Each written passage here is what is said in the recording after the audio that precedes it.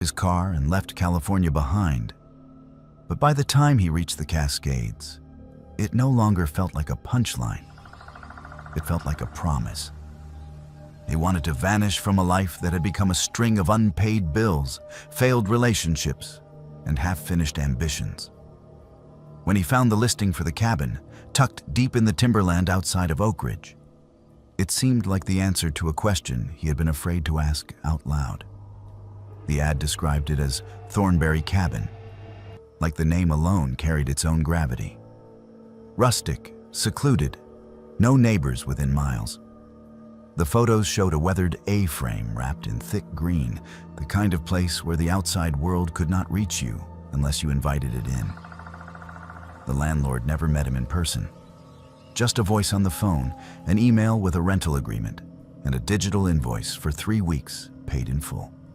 By the time he pulled off the gravel road and saw the cabin appear through the trees, the sun was almost gone and the sky was a dull slate.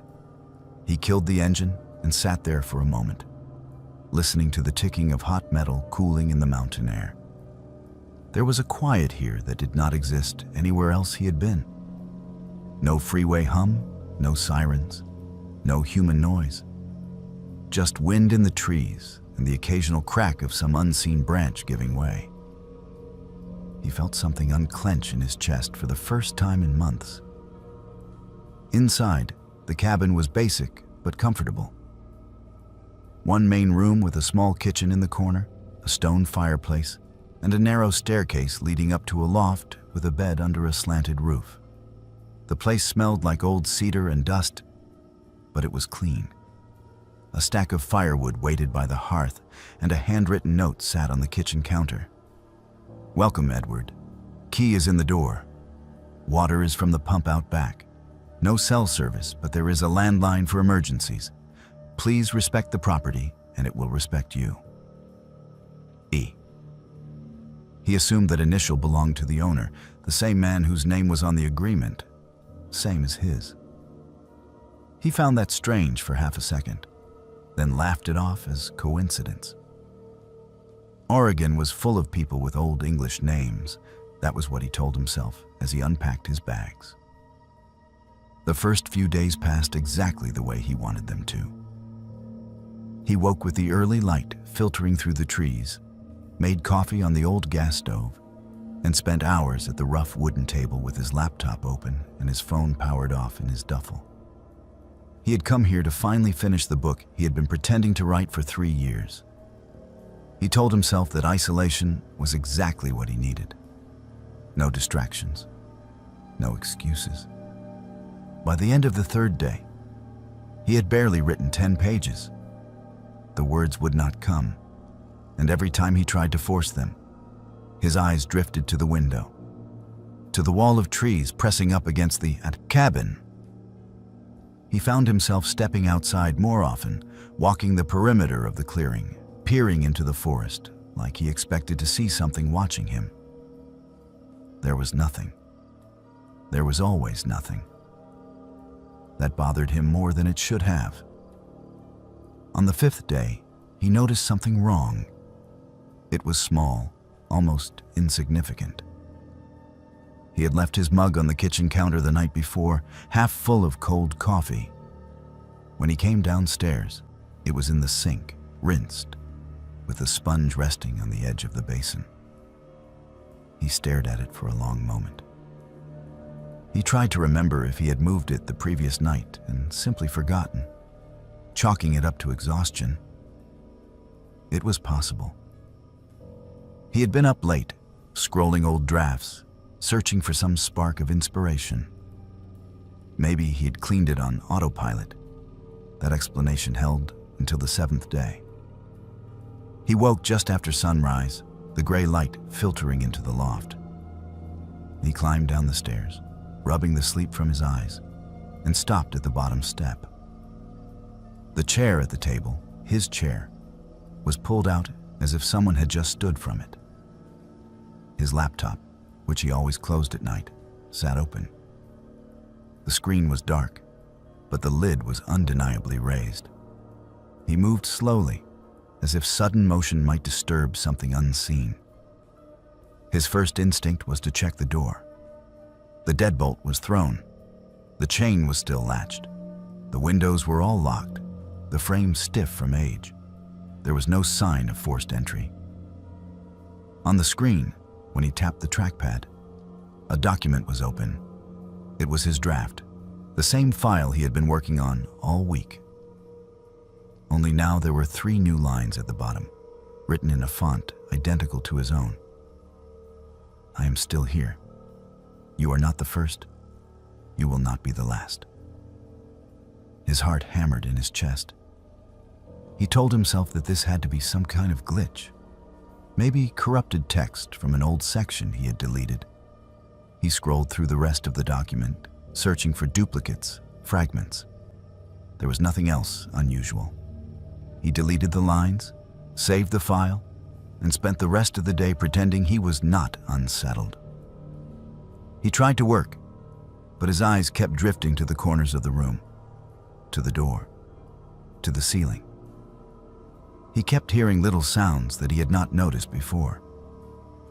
The faint creak of the loft floorboards when no one was walking on them. The delicate scrape of something against the outside wall, like a branch being dragged back and forth. When night came, he lit a fire and told himself he was being ridiculous. It was an old building. Of course it creaked. That night, he dreamed the cabin was full of people. He could not see their faces, but he knew they were seated at the table, standing by the windows, lining the stairs. He sat in his chair while they crowded close, cold breath on his neck, whispering things he could not understand. When he woke, his throat was raw, as if he had been speaking for hours. On the 10th day, he found the journal. There was a loose board in the wall behind the bed in the loft. He had noticed it early on, but ignored it, more concerned with his lack of progress than cabin quirks.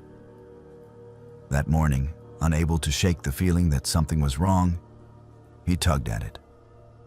The board came away easily, revealing a narrow cavity filled with dust and one small, cloth-bound book.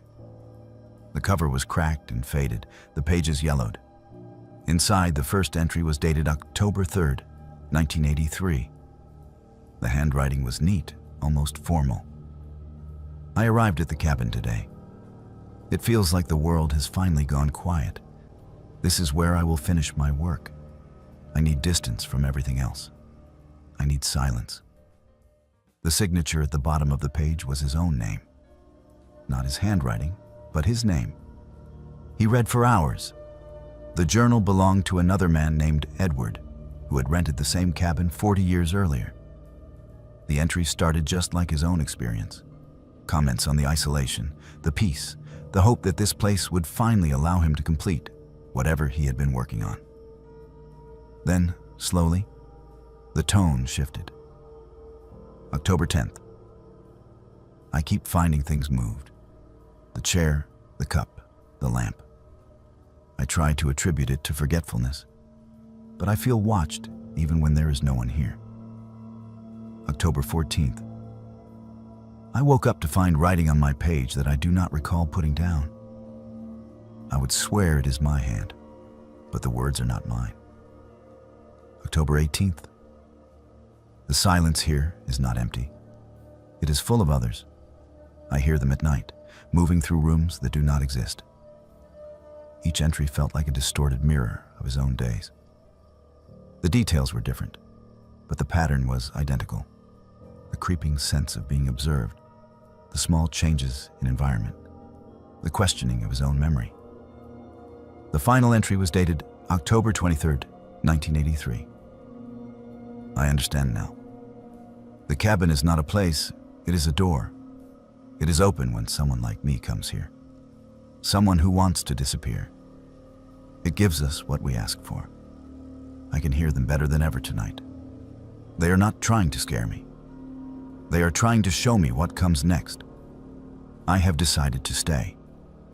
When the next one comes, perhaps they will read this and understand. Perhaps they will join us. There was no signature, He stared at that last sentence until the words blurred. The logical part of his mind tried to explain it away. Maybe this was some elaborate attempt at horror by a previous tenant. Maybe it was a prank left behind by teenagers. Yet the dates, the aging of the paper, the dust behind the wall, none of it felt staged. He told himself that it did not matter. He would leave. The idea came to him with sudden clarity. He would pack his bags, lock the door, drive back down the mountain road, and find a motel with Wi-Fi and bad coffee and other human beings. The cabin could keep its ghosts, real or imagined. He went downstairs to close his laptop and shut down for the night, intent on leaving first thing in the morning. When he opened the document, there was new text waiting for him at the bottom. Do not run this time. You already stayed. His breath caught in his throat. He checked the file history, the timestamps.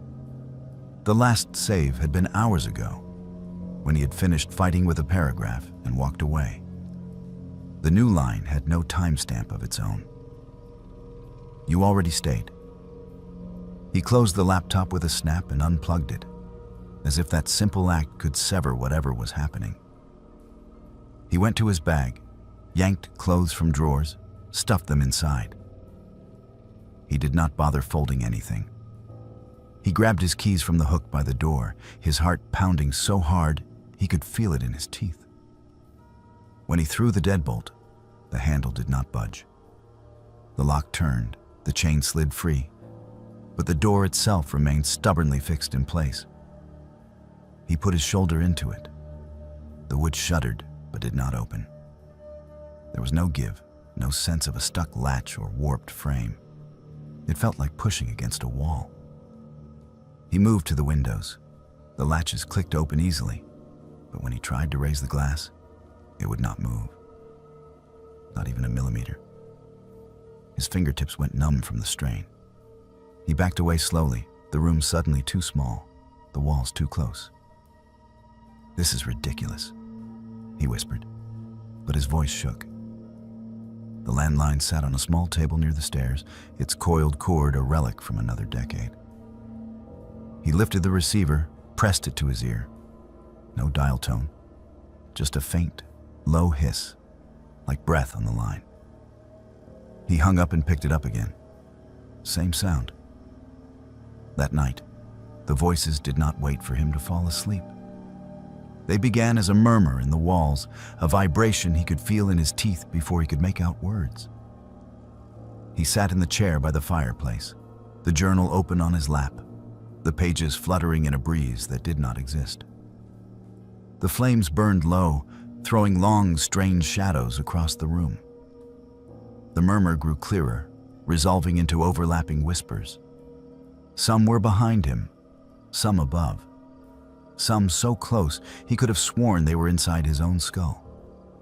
He covered his ears, but it did little. Do you remember? One voice asked. It sounded like his own, warped and distant. You asked to vanish, another voice said, softer, almost kind. You finished, a third added. You just do not know it yet. He stood up so quickly, the chair toppled. The journal slid from his lap and landed open on the floor. When he looked down, the page had changed. The neat entries from 1983 were gone, replaced by his own handwriting, his own words. I came here to disappear. I did not realize that I already had. He did not remember writing that. The ink glistened as if it were still drying. He stumbled back, his heel catching the edge of the rug. He nearly fell, steadying himself on the table. His laptop, still closed, vibrated under his hand. A soft, rhythmic shaking, like something alive trapped inside the metal shell. Against his better judgment, he opened it. The document was still there, but it was no longer his story. Paragraph after paragraph of experiences filled the screen, dozens of voices speaking in first person. Some talked about snowstorms and isolation, others about arguments with loved ones, about deciding to leave everything behind and come up to the cabin for a while. Each one ended the same way. I decided to stay. Names appeared at the top of each account, but the letters blurred when he tried to focus on them. His own name appeared again and again, scattered through the text in different contexts, attached to sentences he did not remember writing. I remember arriving here in 1983. I remember coming back after the divorce in 1997. I remember the last time I tried to leave. He slammed the laptop shut. For the rest of the night, he sat in the corner between the fireplace and the wall, his back pressed against the rough wood. He watched the door. He watched the windows. The voices did not stop, but they grew softer, more distant, like a radio station drifting out of range. At some point, he must have dozed off, because when he opened his eyes again, light was seeping through the cracks in the curtains. Morning brought a thin kind of courage. Things always seemed less terrifying in daylight. He told himself that whatever had happened, whatever he had seen, could be explained. Stress, isolation, maybe even gas leaking from the old stove, messing with his head. He was not trapped here. He refused to believe that. He tried the door again. This time it opened with a reluctant groan. Cold mountain air rushed in, sharp and clean, filling his lungs with something close to relief. He stepped outside, half expecting to find the world altered, the trees rearranged, the sky a different color. Everything looked the same. The car sat where he had left it. Gravel crunched under his boots. He unlocked the door, tossed his bag into the passenger seat, and slid behind the wheel. The engine turned over on the second try. The radio crackled, then caught a station halfway through some old song. It felt ordinary, blessedly ordinary. He pulled out of the clearing and onto the narrow dirt road. The trees closed in around him, branches reaching overhead to knit a canopy that blocked out most of the sky. He kept his eyes on the two faint tracks ahead, hands white-knuckled on the steering wheel. After 10 minutes, the road curved sharply to the left, just as it had when he arrived. He rounded the bend and saw only trees. No continuation of the road, no break in the undergrowth, just a wall of trunks and ferns and moss. He stopped the car, heart pounding, and got out. Leaves rustled under his boots as he walked forward, expecting at any moment for the illusion to break, for the hidden path to reveal itself. There was nothing. He pushed aside branches, scraped his hands bloody against bark, searched for the hard, packed earth of the road. It was gone. He turned around slowly. The cabin stood exactly where it had been, framed by trees that now seemed closer than before. The clearing felt smaller, the air heavier. He realized then that he had never checked a map. He had followed vague directions sent in an email, driven where his GPS had stopped working, trusted that the road would lead him where it was supposed to.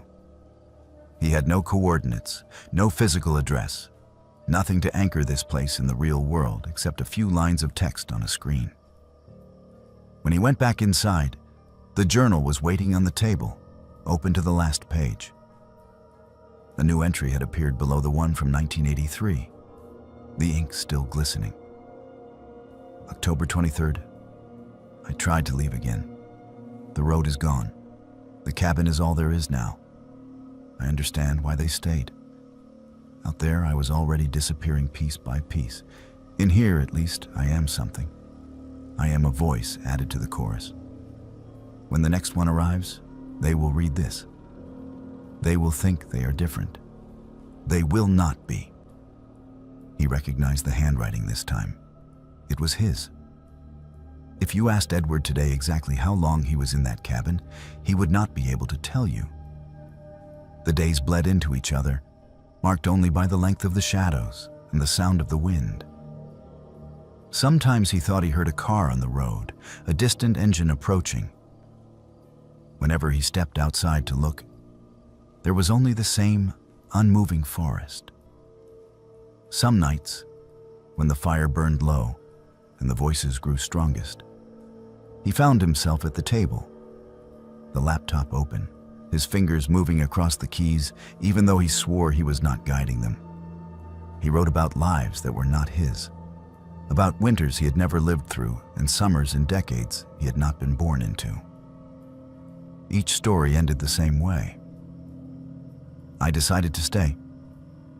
If you go looking in property records for Thornberry Cabin, you will not find it. The parcel number on his rental agreement does not match anything in the county. The email thread confirming his reservation is gone from his account, replaced by a single unread message from an address with no sender. The subject line is just his name, and the body's empty. Sometimes, in dreams, he is back in his old apartment, surrounded by unpacked boxes and overdue notices. He is on the phone, listening to a friendly voice explain that the cabin is perfect for someone who wants to get away from everything. He hears himself say yes. He always says yes.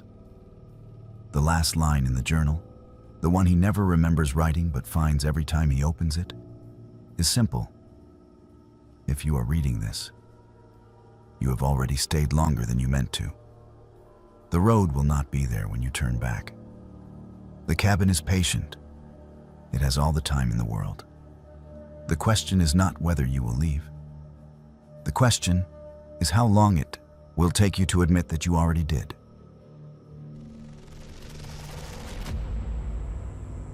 I never met Camilla while she was alive.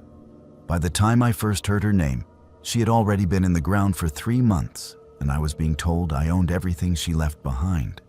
The call came on a gray March morning, the kind of Oregon day where the clouds sit low enough to feel like you could reach up and smear them across the sky with your palm. I was at my tiny apartment kitchen table in Portland, half awake, scrolling emails and nursing a lukewarm cup of coffee. My phone lit up with an unknown number from a small town I had never heard of. Normally, I let those go to voicemail, but something made me answer. The man on the other end introduced himself as an attorney from Klamath County. He asked to confirm my full name, my date of birth, and my mother's maiden name. I braced myself for some kind of debt collection pitch, but instead he said very calmly that I had been named in the will of a recently deceased relative. Her name was Camilla. I told him he must have the wrong person. I did not have any relatives named Camilla. My family tree was small and painfully familiar. My mother was an only child. So was I. My grandparents on her side had died when I was in middle school.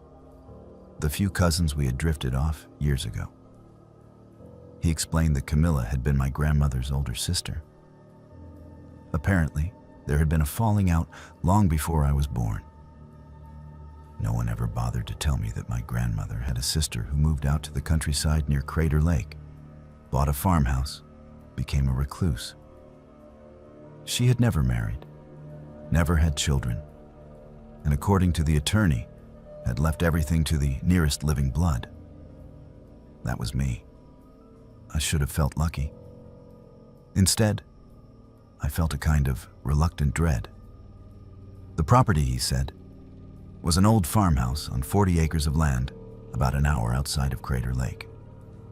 There was some savings, not much, enough to cover taxes for a few years if I decided not to sell. He suggested I come down and see it before making any decisions. Maybe I could fix it up, rent it out, or move there myself. The way he said it made it sound like a fresh start. At the time, my life in Portland did not exactly inspire loyalty. I was stuck in a dead-end retail job, behind on rent, and still recovering from a breakup that had hollowed out more of me than I wanted to admit. The idea of a house that was fully paid off, even a decaying one in the middle of nowhere, felt like an opportunity I would be stupid to ignore. I told him I would come down the next weekend. The drive to the property took me off the main highway, past the usual tourist routes, and onto narrower roads that wound between dark stands of pine. Little by little, signs of other people thinned out. The last gas station I saw was 20 miles back. My cell service vanished somewhere between one bend and the next, the bars flickering away as if someone had reached out and pinched the signal shut. The attorney's directions were precise. Turn left at the rusted mailbox with no name, follow the gravel road for 3 miles, cross the creek, then keep going until you see the fence. The mailbox appeared exactly where he said it would. The gravel road, more pothole than solid ground, clawed at my tires. When I finally crossed the shallow creek and climbed the low hill on the other side, I saw the fence. Beyond it, sitting alone in a clearing surrounded by dense woods, was the farmhouse. It was not the collapsing ruin I had expected. The white paint was peeling, but the structure was intact. The roof looked solid. A wraparound porch sagged a little at one corner, but all 4 posts still stood. The windows were all covered from the inside, but their glass was unbroken. There was a barn off to the left and a chicken coop long since abandoned, its wire run filled with weeds. The front gate groaned when I pushed it open. A crow watched me from the fence post, head cocked to one side as if weighing my worthiness. The air smelled like wet earth and old wood. The attorney met me on the porch, holding a manila folder and a ring of keys. He was older, with thinning hair and the tired politeness of someone who has had this exact conversation too many times. We went through the legalities, the signatures, the acknowledgments. Then he pressed the keys into my palm and told me, in a careful tone, that my great-aunt had been an unusual woman. Before he left, he said something that stuck with me. He paused at the top of the porch steps, looked back at the front door, and said, "She was very particular about her mirrors." I asked him what he meant, but he only shook his head and walked back to his car. The house was quiet in the way of places that have seen years of human life. And then, suddenly, none.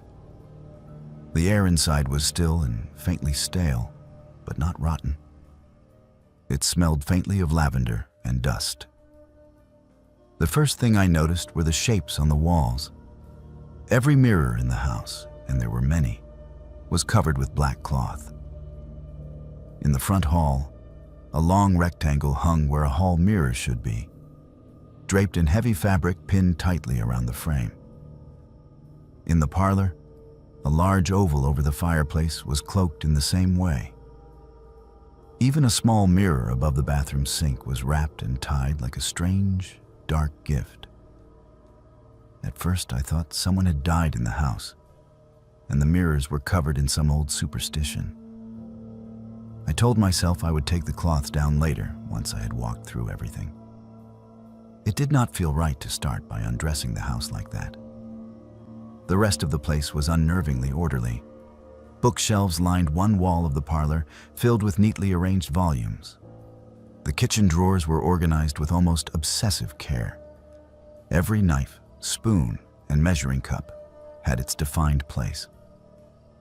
On the kitchen table lay a single sheet of lined paper, held down by an unlit candle. The handwriting was small and precise. "Do not remove the coverings. Do not let them see themselves.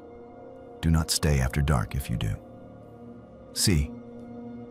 I stood there for a long moment, reading and rereading those 3 sentences. The logical part of my brain filed it away as evidence of eccentricity. Maybe she had been afraid of spirits. Maybe she had some mental illness that manifested in rituals like this. There were 100 explanations that did not involve anything supernatural.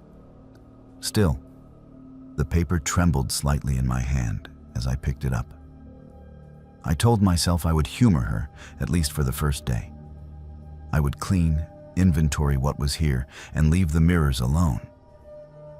If I decided to sell the place, the next owner could deal with whatever remained. The upstairs held 2 small bedrooms and a larger room that must have been hers. Each one had at least one mirror and each one was covered in black cloth so tightly there were no gaps, no glimpse of glass beneath. Her bedroom had 3, one above the dresser, one freestanding full length against the wall, and one odd, narrow thing between the 2 windows. The coverings were pinned with small, rusted nails. The only place without any mirrors was the basement. The door to the basement was off the kitchen, half hidden behind a tall cabinet. I almost missed it. The steps were steep and narrow, and the light switch at the top of the stairs did nothing when I flipped it. I used my phone's flashlight to pick my way down, each footstep sending small echoes ahead of me into the darkness. At the bottom, the concrete floor was cold through my shoes. The basement was bigger than I expected, the ceiling low, supported by rough beams. One bare bulb hung from the center, burned out long ago. The smell down there was different from the rest of the house. Damp, metallic, like old pennies and rain-soaked stone. Along the far wall were shelves of glass jars and canned goods, the kind of emergency stash older people keep. Next to them, carefully stacked, were boxes labeled in neat handwriting. Spring clothes, tax records, photos. The back half of the basement, however, was taken up entirely by wooden masks. They hung from nails driven into the concrete wall, rows upon rows of them, stretching from one corner to the other. There must have been over 100. Everyone was carved from the same pale, unfinished wood. Everyone was the same face. The proportions were just slightly wrong. The eyes were set a little too far apart, the nose too narrow and long, the mouth stretched almost to the edges of the jaw. There were no pupils, just smooth, blank ovals where the eyes should be. Each mask had 2 small holes bored near the temples, with pieces of old leather cord threaded through, as if they were meant to be worn and tied in place. A few of them had faint streaks on the cheeks, darker patches that might have been water damage, or something else. I stood there, my phone light swaying slowly across the wall, and felt a prickle crawl up the back of my neck. The air in front of the masks seemed cooler, like standing in front of an open freezer. I told myself I was being dramatic. They were just pieces of wood. My great-aunt had been an artist or a hobbyist with a morbid bent. That was all. On the workbench beneath the masks lay tools, chisels, sandpaper, jars of varnish. There was also a small notebook, its cover stained with what looked like oil. On the first page, in that same precise handwriting, was a single line. They do not like to see their own faces. The rest of the pages were filled with sketches. The same face over and over, from different angles. Sometimes just the upper half, sometimes just the mouth. In the margins, she had written short notes in a cramped, hurried style. Too close to human, eyes farther, smile less. By the time I climbed back up the stairs, the light outside had shifted. The sky seen through the kitchen window was darker than it should have been for mid-afternoon. Thick clouds had rolled in, swallowing what little sun there had been. I checked the time on my phone.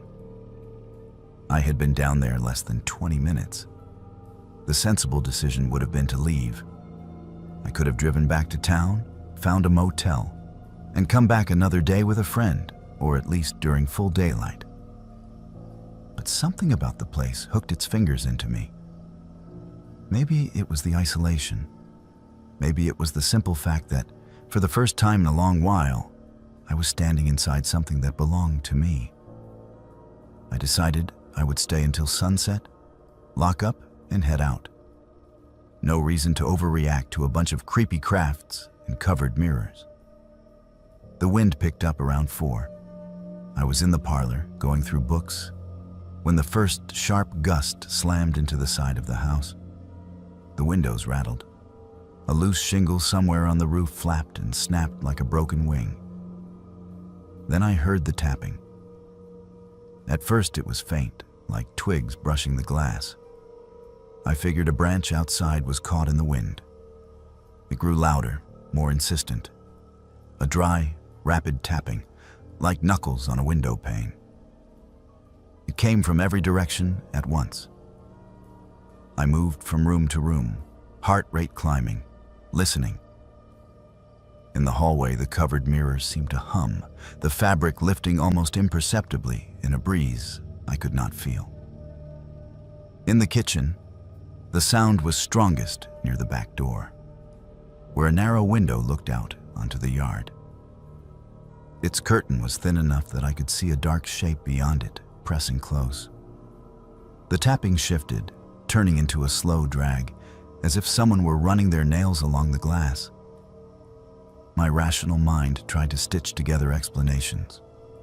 Branches, animals, the wind, all together, all at once.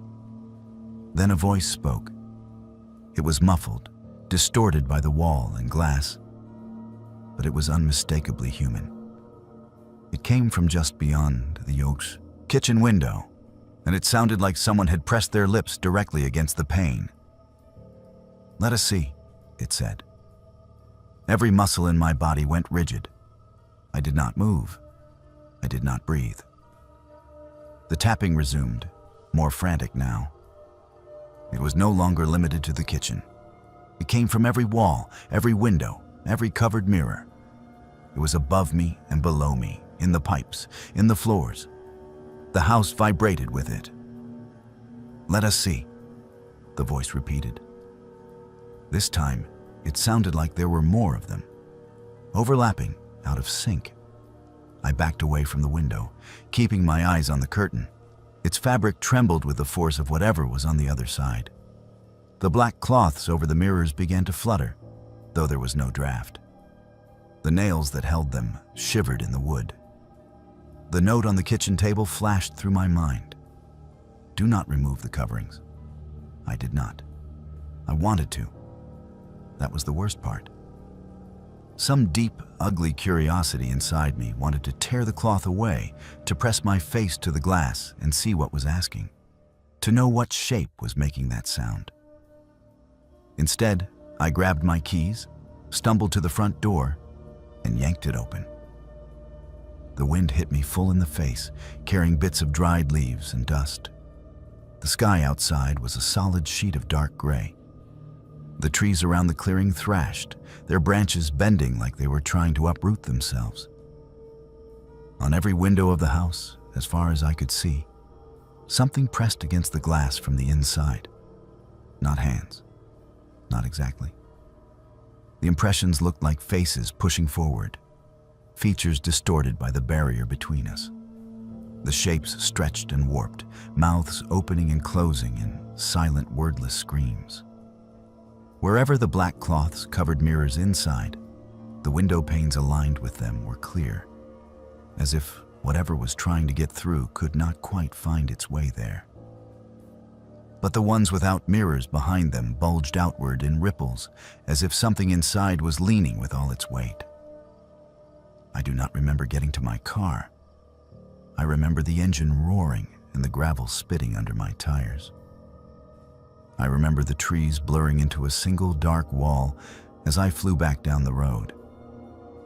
I did not look back. I made it to a roadside motel that night, shivering and wired, with the sound of tapping still echoing in my skull. I did not sleep. Every time I closed my eyes, I saw pale wooden faces with two wide mouths and black, mirrorless eyes. The next morning, I called the attorney and told him I wanted to sell the property. He sighed, said he had expected as much, and then told me something that made my stomach drop. "You cannot," he said. "The will is explicit. The land passes only to blood. It can be transferred within the family, but it cannot be sold outside it." I argued, yelled, asked about loopholes. He said I could let it sit, pay the taxes, or let the county take it after years of neglect. But I could not simply hand it off to someone else. The land was mine. So was the house. So, apparently, was whatever was pressing its face against the glass asking to see itself. It has been a year since that day. I have not gone back. The tax notices arrive regularly, thin envelopes with numbers that climb a little every time.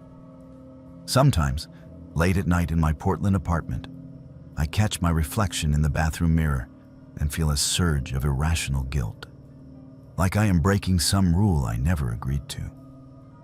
Once, when I woke from a nightmare of tapping and whispering, I found a small smear on my bedroom mirror.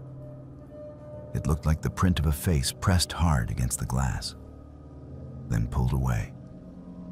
The shape of a mouth, too wide, lingered there in fog. I wiped it off and told myself it was condensation, just breath, my own breath. There are days when I think about going back to the farmhouse with a sledgehammer and a can of gasoline, ending whatever is there by brute force. But I remember the way those coverings trembled, the careful neatness of Camilla's handwriting, the 100 wooden faces staring silently from the basement wall. She spent a lifetime carving those masks, a lifetime covering every reflective surface in that house, a lifetime making sure they never saw themselves. I sometimes wonder what will happen when the cloths finally rot and fall, when the nails rust through and the wind slips its fingers under the edges. I do not know what made Camilla write that note on the kitchen table. I do not know what sat outside her windows for all those years, asking to see. I only know that whatever it is still out there, pacing the perimeter of that clearing, waiting patiently for glass and silver to be uncovered. And somewhere in that basement, a wall of identical faces stares into the dark, never quite knowing why they were carved to look that way.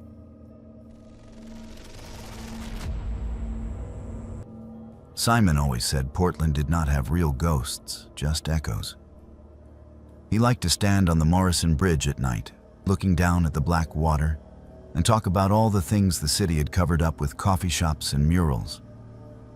I used to roll my eyes at him, but I went along anyway, because Simon had a way of turning his obsessions into gravity wells. If he was into something, you got pulled in whether you meant to or not. By the time he became fixated on the tunnels, I knew it was only a matter of time before something went wrong. It started as a history rabbit hole. He sent me articles about the old Shanghai tunnels under downtown, the stories about sailors dragged through hidden doors in saloons, waking up on ships halfway to Asia. Most of that lore is exaggerated, I know. But there are real tunnels down there, real bricks and passages and sealed doorways that lead under buildings people drink in every weekend. At first, he stuck to the legal tours. He would come back from them buzzing, talking about how the guides only showed tourist-safe sections, how there were locked gates and bricked arches everywhere they were not allowed to go. It bothered him, having a mystery dangled in front of him and then fenced off with liability disclaimers. I should have recognized that look in his eyes when he said, "There are parts of this city that never came back up." The night everything happened, he texted me around 9. "Found something? Real entrance this time, not on any tour. Come with me." I was already in bed, half asleep, the rain making a steady hiss against my window. I stared at the message for a long minute. Simon had dragged me through enough questionable adventures that I knew how this would go. We would sneak into somewhere we were not supposed to be. I would spend the whole time worrying about security guards and structural collapse, and he would laugh it off and call me paranoid. I told him I had an early shift. That was only half a lie. He tried to guilt trip me with a few exaggerated sad faces, then finally sent, "Fine, I will document everything. You will be jealous later." The last message from me that night was, "Try not to get arrested." He responded with a photo. It was a brick wall in what looked like a basement, one section partially knocked out, revealing a dark, rounded tunnel beyond. There was graffiti on the bricks, layers of tags and dates. But the opening itself looked fresh, like someone had been chipping away at it recently. Under the photo, he wrote, "This is not on any map. Talk tomorrow." I woke up at 3 in the morning to the sound of my phone buzzing on the nightstand.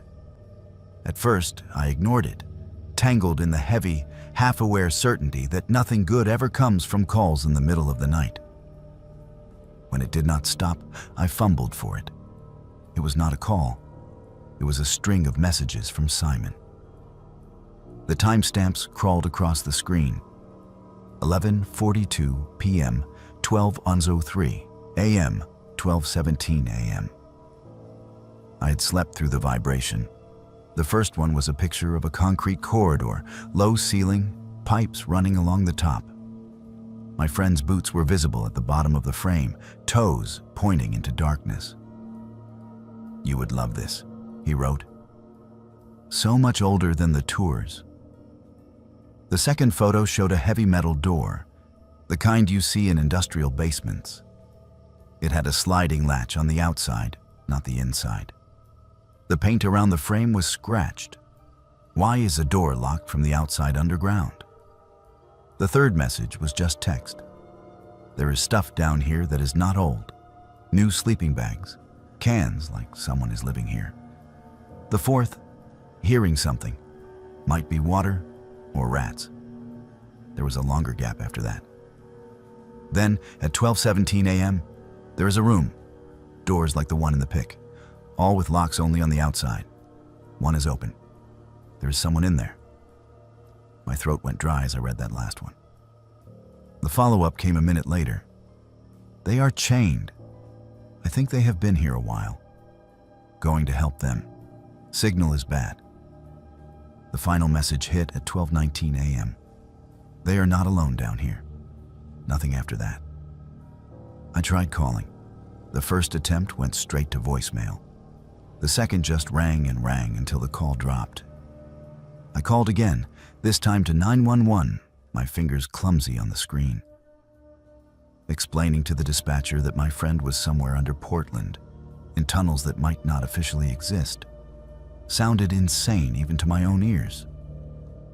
I forwarded the photos and messages when they asked, sent them the last GPS location from the image metadata. The officer who met me downtown an hour later had the patient look of someone dealing with another drunk story. That expression faded when he saw the photos. "This entrance, you know where it is?" he asked. I shook my head. He said an old building in Chinatown. That is it. They found the place eventually, following little clues Simon had left without realizing it. A sticker from a specific bar in the corner of one photo, the color of the paint on a basement door in another. I watched them disappear down a set of stairs in a condemned building and felt more helpless than I ever have in my life. Time stretched into something ugly. Every minute that passed without news felt like it was being added to a tab somewhere that I would never be able to pay off. When the officers finally came back up, their faces were pale and drawn. One was carrying Simon's backpack. The straps were frayed, like they had been yanked hard. They did not find him. They followed what they thought was his path. Footprints in dust, scuff marks on the concrete. They found the corridor from the photo, the door with the outside lock, the makeshift camp in a side room. Blankets, food, a few syringes. The air down there was stale and wet, the kind of cold that settles into concrete. There was blood on one wall, a smear about, shoulder height, dragged downward. The lab later said it matched Simon's DNA. The trail led to a section where the ceiling had partially collapsed. Old bricks and broken pipe choked the passage. Beyond the rubble, darkness waited. "Too unstable to dig," the officer told me. "It looks like part of the tunnel system caved in, if he went through there." He did not finish the sentence. He did not have to. They searched for 3 days. Dogs, ground-penetrating radar, maps from the city archives showing where the tunnels should be.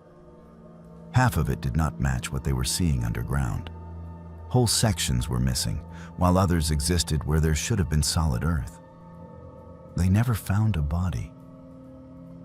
When they listed him as missing rather than dead, I held on to that like it meant something. It felt wrong to grieve without a body, wrong to accept that a person I had known for 10 years could just disappear into the underside of a city like smoke. A detective met with me a week later, asked more questions, showed me a folder of grainy black and white photos from the 70s. Faces of men nobody had seen in decades. Urban explorers, according to the files. 3 separate cases, all of them obsessed with the Shanghai tunnels, all of them gone. All last seen somewhere in this part of downtown, the detective said, tapping the map. We think there is a network down there that is not officially documented. People have been using those spaces for a long time, not always for legal things. People like who? I asked. He looked tired. People who do not want to be found. People who need places to put things the rest of us would rather not know about. He closed the folder and lowered his voice. I am going to give you some advice off the record. Stop going down the rabbit hole. Let us handle it. Whoever is using those tunnels does not want visitors. I nodded, but some part of me refused to stop looking. I dug through old newspapers, forums, rumors. There were stories about people hearing screams through drain grates in the middle of the night, about fresh graffiti that appeared in sealed basements. There were posts from anonymous accounts talking about the ones who never came back up. None of it brought me any closer to knowing what happened after that last message. 6 months later, on a Tuesday morning, I got a postcard. No return address. Portland postmark. On the front was a stock photo of the city skyline with Mount Hood in the background. On the back, in the cramped, messy handwriting I knew better than my own, were 6 words. Stop looking. I am keeping them safe. There was no signature, just the initial S. I took it to the detective. He examined it, his jaw tightening. Forensics later confirmed that the handwriting was a match for samples they had from Simon's old lease forms. The ink was fresh. The card had been mailed 3 days before. It could be a hoax, the detective said. Someone messing with you. Someone who saw the news. Or it is him, I said. He did not answer. I still live in Portland. I still cross the bridges at night sometimes, watching the water move like something alive in the dark. I cannot go near Chinatown without feeling the hair on my arms stand up. Every alley looks like it could hide a set of stairs leading down. Every access door in a sidewalk makes me think of unlocked latches on the wrong side. People like to talk about the Shanghai tunnels as if they are dead history, curiosities sanitized for ghost tours and bar trivia. I know better now. Whatever is under this city is not done with us. There are whole lives down there. Stories sealed away under brick and concrete, chained in rooms no one was supposed to find. If that postcard really came from Simon, it means he made a choice I do not understand. If it was a cruel joke, then someone else is down there reading his words, watching people like him get close enough to vanish. Either way, when the sidewalks are quiet and the manholes glisten with rain, I catch myself listening for echoes that do not belong topside. I keep my distance, but the tunnels are still there, breathing under everything.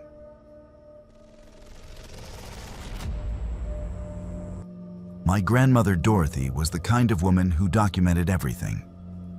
She kept receipts in envelopes sorted by year, recorded every phone conversation on cassette tapes, and filled filing cabinets with genealogy research that went back 8 generations. When she died, I inherited more than her house outside Salem. I inherited boxes of cassettes, notebooks, and a single audio recording that I wish I had never listened to. She had been living alone for almost a decade by then. My grandfather passed when I was still in high school. And after that, Dorothy threw herself into local history projects. She interviewed descendants of Oregon Trail families, transcribed old letters, and spent hours at the county archives pulling records from the 1840s. She loved the past more than the present, maybe because the past felt safer, more knowable. When she started calling me in the spring of 2020, her voice carried a strange kind of excitement I had not heard in years. She told me she was recording sounds in her house at night, not creaking pipes or settling beams. Voices. At first, I thought she was confused, maybe slipping into early dementia. I suggested she get her hearing checked, maybe see a doctor. She laughed at me, that dry, crackling laugh she had, and said, "I am not losing my mind. I have proof." She mailed me a CD a week later. The case was labeled in her careful handwriting. Attic Recordings, April 12, 18. I did not listen to it right away. I was busy, distracted, and part of me did not want to hear whatever nonsense she had convinced herself was real. It was not until after the funeral, when I was sorting through her things in that quiet house, that I finally found the CD player and pressed play. The first track was ambient sound, the low hum of the house settling, a distant creak, wind brushing the roof. Then, faintly beneath it all, I heard something else. A voice. No, multiple voices, layered and indistinct, like a conversation happening in another room through a closed door. I turned the volume up and leaned closer. The words were in English, but the cadence was strange, formal, almost archaic. One voice, male and rough, said something that sounded like, "How many days since the crossing?" Another voice, softer, replied, "We do not count days anymore." The recording continued for 11 minutes. The voices came and went, sometimes clear, sometimes lost under static. They asked questions about wagons, about weather, about a place called Barlow Road.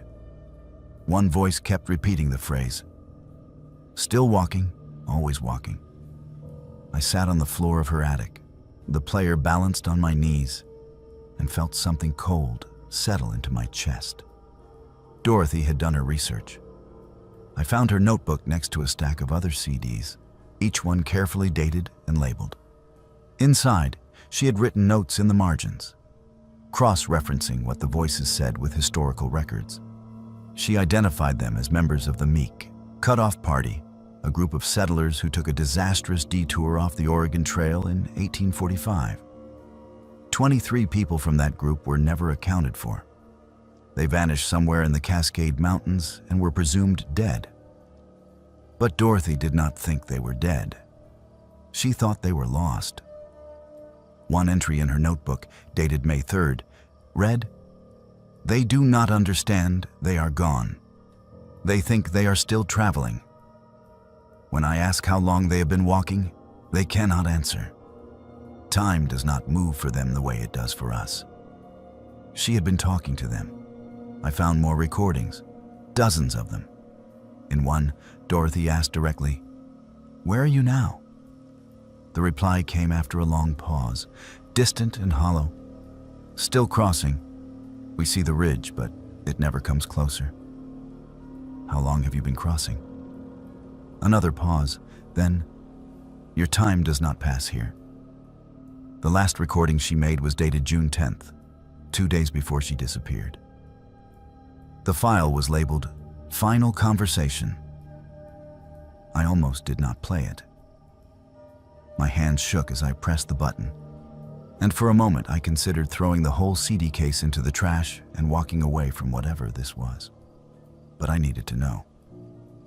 The recording began with Dorothy speaking clearly, calmly, like she was settling into a familiar routine. "I am ready," she said. "Show me where you are."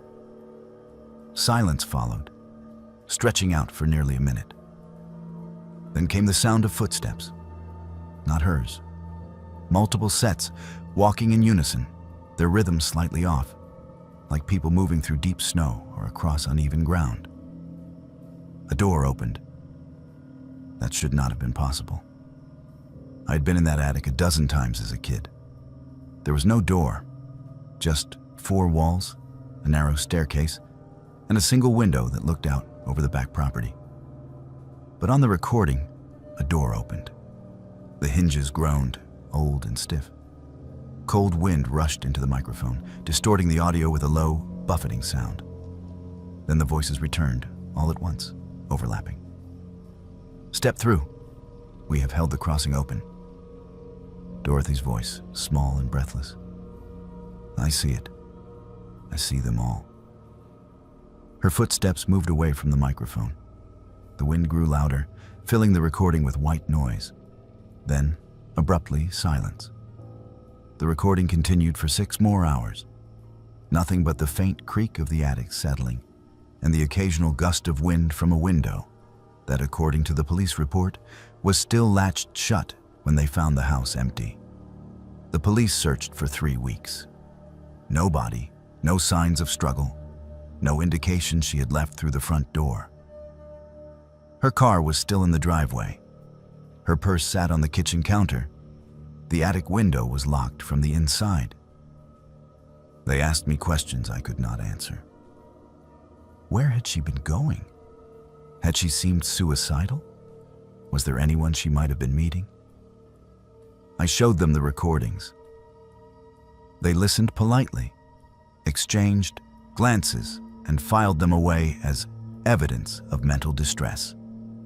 The case was listed as a missing person with probable voluntary disappearance, despite the fact that an 81-year-old woman with a bad hip does not simply walk away into the woods and vanish. I kept the CDs. I do not know why. Maybe I thought listening to them again would give me some kind of answer, some clue the police missed. Mostly, though, I just could not bring myself to throw them away. One night, about a month after the funeral, I was alone in my apartment, unable to sleep. I put on the final recording again, the one labeled Final Conversation. I had listened to it twice before, but this time I let it play all the way to the end. 6 hours of near silence. Except at the very end, in the last 30 seconds, there was something I had missed. A voice. Faint, distant, barely audible beneath the ambient hum. It was Dorothy. She said my name, not loudly, not in distress. Just a quiet statement, as if she were leaving me a message she knew I would eventually find. Tell him not to come looking. Then nothing. I played it back 4 times, adjusting the volume, pressing my ear against the speaker. It was her. I would know her voice anywhere. The question I cannot answer is when she said it. The timestamp on the recording shows it happened hours after she disappeared, long after the microphone should have been sitting alone in an empty attic. Either she came back and spoke into the recorder without opening any doors or windows, or she said it from wherever she went, and somehow it reached back across the distance. I have not been back to the house since. It sits there still, full of her things, the attic undisturbed. I pay someone to check on it once a month, make sure the roof is not leaking, that nobody has broken in.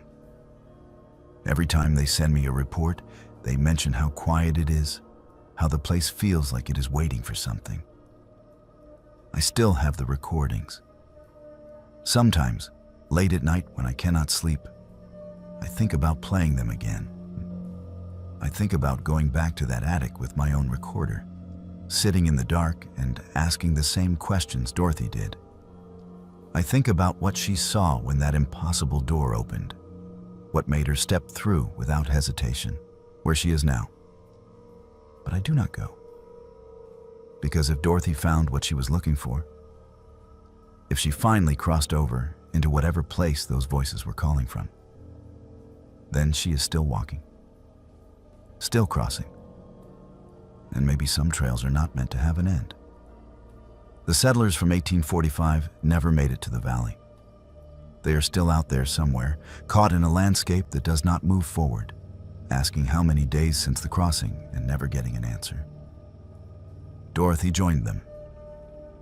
And if I go looking, I know exactly what will happen. I will hear my name on a recording I have not made yet, spoken from a place I cannot reach, telling whoever listens after me the same thing she told me. Do not come looking. Some people get lost in the woods. Some people get lost in time. Dorothy got lost in both. And the voices in the attic are still asking how long it has been since the crossing, still waiting for the ridge that never comes closer, still walking through a version of Oregon that stopped existing 175 years ago. They do not know they are gone. Maybe Dorothy does not either.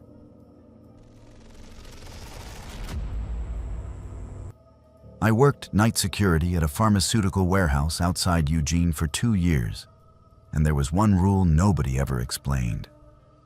They just told you on your first shift, wrote it in the handbook, and expected you to follow it without asking questions. Building C was off limits between 2 and 4 in the morning. If the alarms went off during those hours, you logged it and did nothing else. You did not investigate. You did not call it in. You just wrote it down and waited for daylight. My supervisor said it was policy. Something about specialized inventory and automated systems that could not be disturbed. It sounded reasonable enough at the time. Most corporate rules do when you need the paycheck. Leonard was my partner on those shifts. He was in his early 60s, with the kind of face that looked like it had forgotten how to smile years ago. He had been working security at the facility for 15 years, long before I was hired. Long before half the buildings even existed. He knew every corner of that place, every blind spot in the camera system, every door that did not lock properly. But he never talked about Building C. For the first few months, I did not think much of it.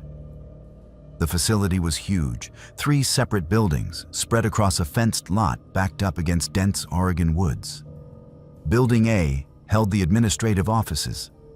Building B was the main distribution center, where trucks loaded and unloaded pharmaceuticals bound for hospitals across the state. Building C sat at the far edge of the property, a squat concrete structure with narrow windows and a single steel door. It looked older than the other two, like it had been there first and everything else was built around it. The cameras covering Building C were always functional, always recording. I checked them a dozen times a shift out of sheer boredom. Empty hallways, fluorescent lights, rows of metal shelving stacked with unmarked boxes. Nothing ever moved in there, except between 2 and 4 in the morning when the lights would flicker. Just once or twice, barely noticeable unless you were staring at the screen. Leonard always noticed. He would sit up straighter in his chair, lean toward the monitors, and watch Building C with an intensity that made my skin crawl. He never said anything. He just watched until the hour passed and the lights stopped flickering. Then he would settle back, pour himself more coffee, and pretend nothing had happened. I asked him about it once, maybe 4 months into the job. It was a slow night, no deliveries, no alarms. Just the two of us and the hum of the security office computers. "What is actually in Building C?" I said, trying to sound casual. Leonard did not look at me. He kept his eyes on the monitors. "Specialized inventory." "Yeah, but what kind?" "The kind you do not ask about." I laughed, thinking he was messing with me. He did not laugh back. "Look," he said, finally turning to face me, "you seem like a decent person. So I am going to tell you the same thing I wish someone had told me when I started. Do not ask questions about Building C. Do not go in there during restricted hours. And if you ever see something on those cameras that does not make sense, you forget it the second your shift ends." "Why? What happens if I do not?" He looked at me for a long moment, then turned back to the screens. "People who ask too many questions do not work here very long." That should have been enough to shut me up. It was not. The incident happened 6 months into my time there, on a Tuesday night in October. The air had that cold, wet bite that comes before the first real frost. Leonard and I were halfway through our shift when the alarm for Building C went off at 2:47 in the morning. The protocol was clear. Log it, do nothing. But this time, Leonard stood up. "Someone is in there," he said. I glanced at the monitors. The hallways were empty. The cameras showed nothing but the usual rows of shelving and closed doors. "Cameras are clear," I said. "The cameras never show them." The way he said it made my stomach drop. Not it. Them. He was already moving toward the door, pulling his jacket on. I grabbed his arm. "Leonard, we are not supposed to go in there. You know that." He looked at me, and for the first time since I had met him, I saw something close to fear in his eyes. "I know. But if someone is in there during restricted hours, they are not coming out the same way they went in." "What does that mean?" He did not answer. He just pulled free and walked out into the cold. I should have stayed in the office. I should have called the supervisor, followed protocol, let someone else deal with it. Instead, I followed Leonard across the dark parking lot toward Building C, my flashlight beam cutting weak arcs through the mist. The steel door was closed, but not locked. Leonard pushed it open slowly, and the smell hit us immediately. Antiseptic and something else. Something organic and wrong, like meat left too long in a warm room. The hallway inside was exactly as it appeared on the cameras. Fluorescent lights, metal shelves, concrete floors. Empty. But the air was different. Heavier. It pressed against my ears like we had descended into a basement, even though we were on ground level. Leonard moved forward, his flashlight scanning the shelves. I stayed close, my pulse hammering in my throat. We passed rows of boxes, all unlabeled, all sealed with heavy tape. The deeper we went, the colder it got. At the end of the main corridor was a door I had never seen on the camera feeds. It was heavy, industrial, with a small window of reinforced glass at eye level. Leonard stopped in front of it, his hand hovering over the handle. "Do not open it," I whispered. He looked through the window instead. Whatever he saw made him step back so fast he nearly knocked me over. His face had gone pale, his breath coming in short, shallow gasps. "We need to leave," he said. "Right now." "What did you see?" "We need to leave." He grabbed my arm and pulled me back toward the entrance, moving faster than I thought a man his age could move. We were almost to the door when the lights went out. Not flickering, not dimming. Just gone all at once, leaving us in absolute darkness. I fumbled for my flashlight, my hands shaking so badly I almost dropped it. When the beam finally clicked on, it caught something at the far end of the hallway. A figure, tall, thin, standing motionless in the center of the corridor. It was too far away to make out details, but the posture was wrong. The proportions were wrong. The way it stood, perfectly still, like it was waiting. Leonard shoved me toward the door. "Go. Now." We ran. I do not remember getting back to the security office. I remember the cold air hitting my face, the sound of our boots on wet pavement, the way my lungs burned. I remember slamming the office door behind us and locking it, even though that made no sense, even though nothing with a key could keep out whatever we had just seen. Leonard collapsed into his chair, his face slick with sweat. I stood by the monitors, watching the feeds from Building C. The lights were back on. The hallways were empty. Nothing moved. "What was that?" I said. He did not answer for a long time. When he finally spoke, his voice was flat, drained of everything. "They have been in there for 5 years. The company put them there. They are not getting out. Who? Who are you talking about? Test subjects. Volunteers, they called them. Homeless people, mostly. Paid them to try an experimental drug. It went wrong, real wrong. 12 people. They locked the building down and covered it up. I stared at him. That is insane.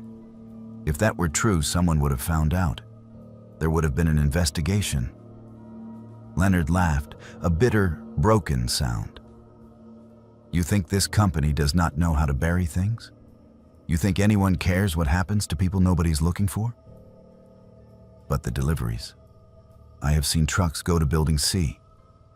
Food, medical supplies, enough to keep them alive. They are still in there. Then what did we just see? He looked at me, his eyes hollow. I do not know. Maybe what they became. We sat in silence for the rest of the shift. When morning came, we filed our reports. Unauthorized entry, possible malfunction, no individuals found. Standard language. 2 weeks later, Leonard took an early retirement package.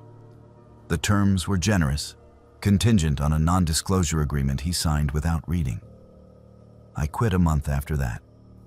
I tried to forget. I moved to Portland, found a different job, told myself that whatever I had seen that night was just stress and exhaustion and an overactive imagination. Then, 3 months after I left, Leonard called me. Went back, he said. His voice was quiet, distant. I broke in. 3 a.m. I had to know. Leonard, why would you do that? Building C is empty. Completely empty. No shelves, no boxes, no equipment. It is just bare concrete, like it was never used for anything. I did not know what to say. But I found something, he continued. In one of the back rooms, 12 hospital bracelets, old ones, names and dates from 5 years ago. I am sending them to you. The envelope arrived 2 days later. Inside were the bracelets, exactly as he described. 12 names I did not recognize. Dates from October 2016. At the bottom of the envelope was a handwritten note in Leonard's careful script. They were real. We did not imagine it. Whatever happened to them, it was not natural. And they are still somewhere in that building, even if we cannot see them anymore. I have not heard from Leonard since. The warehouse still operates. Building C is still there, lights on, cameras running. And somewhere between 2 and 4 in the morning, when the world is at its quietest, the lights still flicker. I wonder if anyone else has seen what we saw. I wonder if they were told the same thing Leonard told me. Do not ask questions. Do not investigate. Forget what you see. I wonder how many others are walking around with that weight, knowing something is wrong but having no way to prove it, no language to explain it. All I know is this. Whatever is in Building C, it is still there, and it is still waiting. For 3 years, I lived next door to Viola, and I thought she was just a lonely old woman who baked too many cookies and talked too much about the past. She lived on the other side of a duplex in Bend, one of those older buildings where you can hear your neighbor sneeze through the walls. I moved in during the summer of 2017, fresh out of college, working my first real job and trying to pretend I had my life together. Viola was there the day I arrived, standing on her porch with a plate of oatmeal cookies wrapped in plastic. She was small, probably late 70s, with white hair pinned back in a bun and the kind of floral dress that looked like it belonged to a different decade. Her smile was warm, her voice soft and grandmotherly. "Welcome, dear," she said, handing me the plate. It is so nice to have someone young next door again. The last tenant was hardly ever home. I thanked her, made small talk about the neighborhood, and went inside to unpack. Over the next few weeks, she became a fixture in my routine. She would knock on my door with leftovers, invite me over for tea, ask about my family. It was comforting, in a way. I had moved to a city where I did not know anyone, and Viola filled a gap I had not realized was there. She talked about her late husband constantly, how he had understood her hobbies, how patient he had been, how much she missed having someone to share things with. She asked about my family with an intensity that felt a little intrusive, but not alarming. Did I have sisters? She always wanted daughters. Was I close with my mother? Family was so important. I answered politely, kept things vague. It felt rude to shut her down completely. In the second year, she asked me for help moving boxes in her basement. Her knees were bad, she said, and she could not manage the stairs alone anymore. I agreed, partly out of politeness, partly out of guilt for how often I had declined her invitations for dinner. The basement was cleaner than I expected. No cobwebs, no musty smell, just concrete floors and wooden shelves lined with plastic storage bins. They were labeled in neat handwriting, each one marked with a woman's name and a year. Jennifer, 1986. Caroline, 1993. Melissa, 2001. My collection? Viola said, running her hand along the edge of one bin. I have been gathering for decades. I assumed she meant photos or letters, memorabilia from people she had known. The bins were heavy when I lifted them, contents shifting inside with a dull, muffled sound. I did not ask what was in them. It felt like prying. She thanked me with another plate of cookies. The smell started in the summer of 2019, during a brutal heat wave that turned the duplex into an oven. At first, I thought something had died in the walls. A rat, maybe, or a bird trapped in the attic. It was sweet and rotting, thick enough to taste. I knocked on Viola's door to ask if she was noticing it too. She nodded, wrinkling her nose. Rats in the crawl space. I have an exterminator coming tomorrow.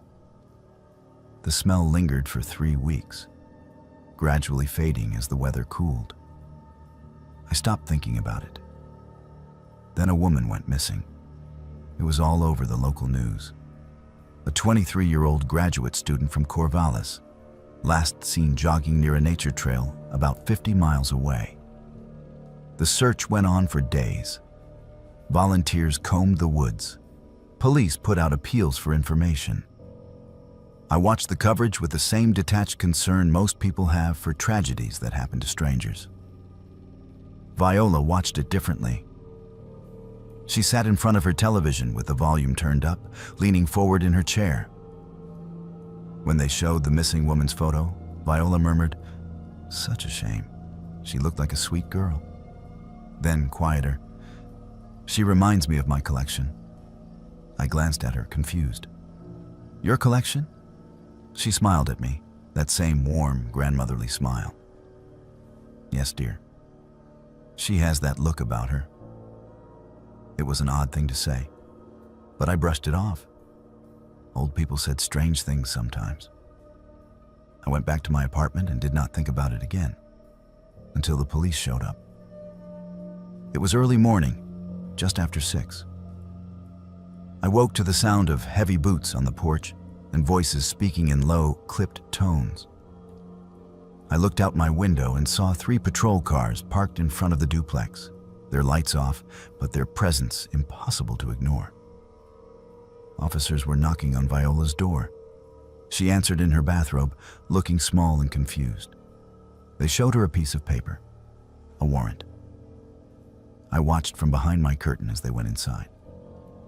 It took less than an hour for the first officer to come back out, his face pale, his hand pressed to his mouth. He leaned against the porch railing and sucked in deep breaths like he was trying not to be sick. Another officer radioed for backup. Then another. Within 30 minutes, the street was full of cars, and yellow tape cordoned off the entire property. Forensics arrived. Then the news vans. I stood in my doorway, shaking, as a detective approached and asked if I had noticed anything unusual about my neighbor. I told him no. I told him she baked cookies and talked about her husband and seemed harmless. He nodded, wrote something down, and told me I would need to stay somewhere else for a few days while they processed the scene. It was not until that night, sitting in a motel room with the television on, that I learned what they found. 17 bodies. All women, aged 19 to 30. Some had been there for decades, buried in the crawl space beneath the basement, wrapped in plastic and buried in shallow graves. Others were more recent. The missing graduate student from Corvallis was among them. Viola had been killing women for 35 years. The news showed photos of the victims, names I did not recognize, faces that stared out from the screen with frozen smiles.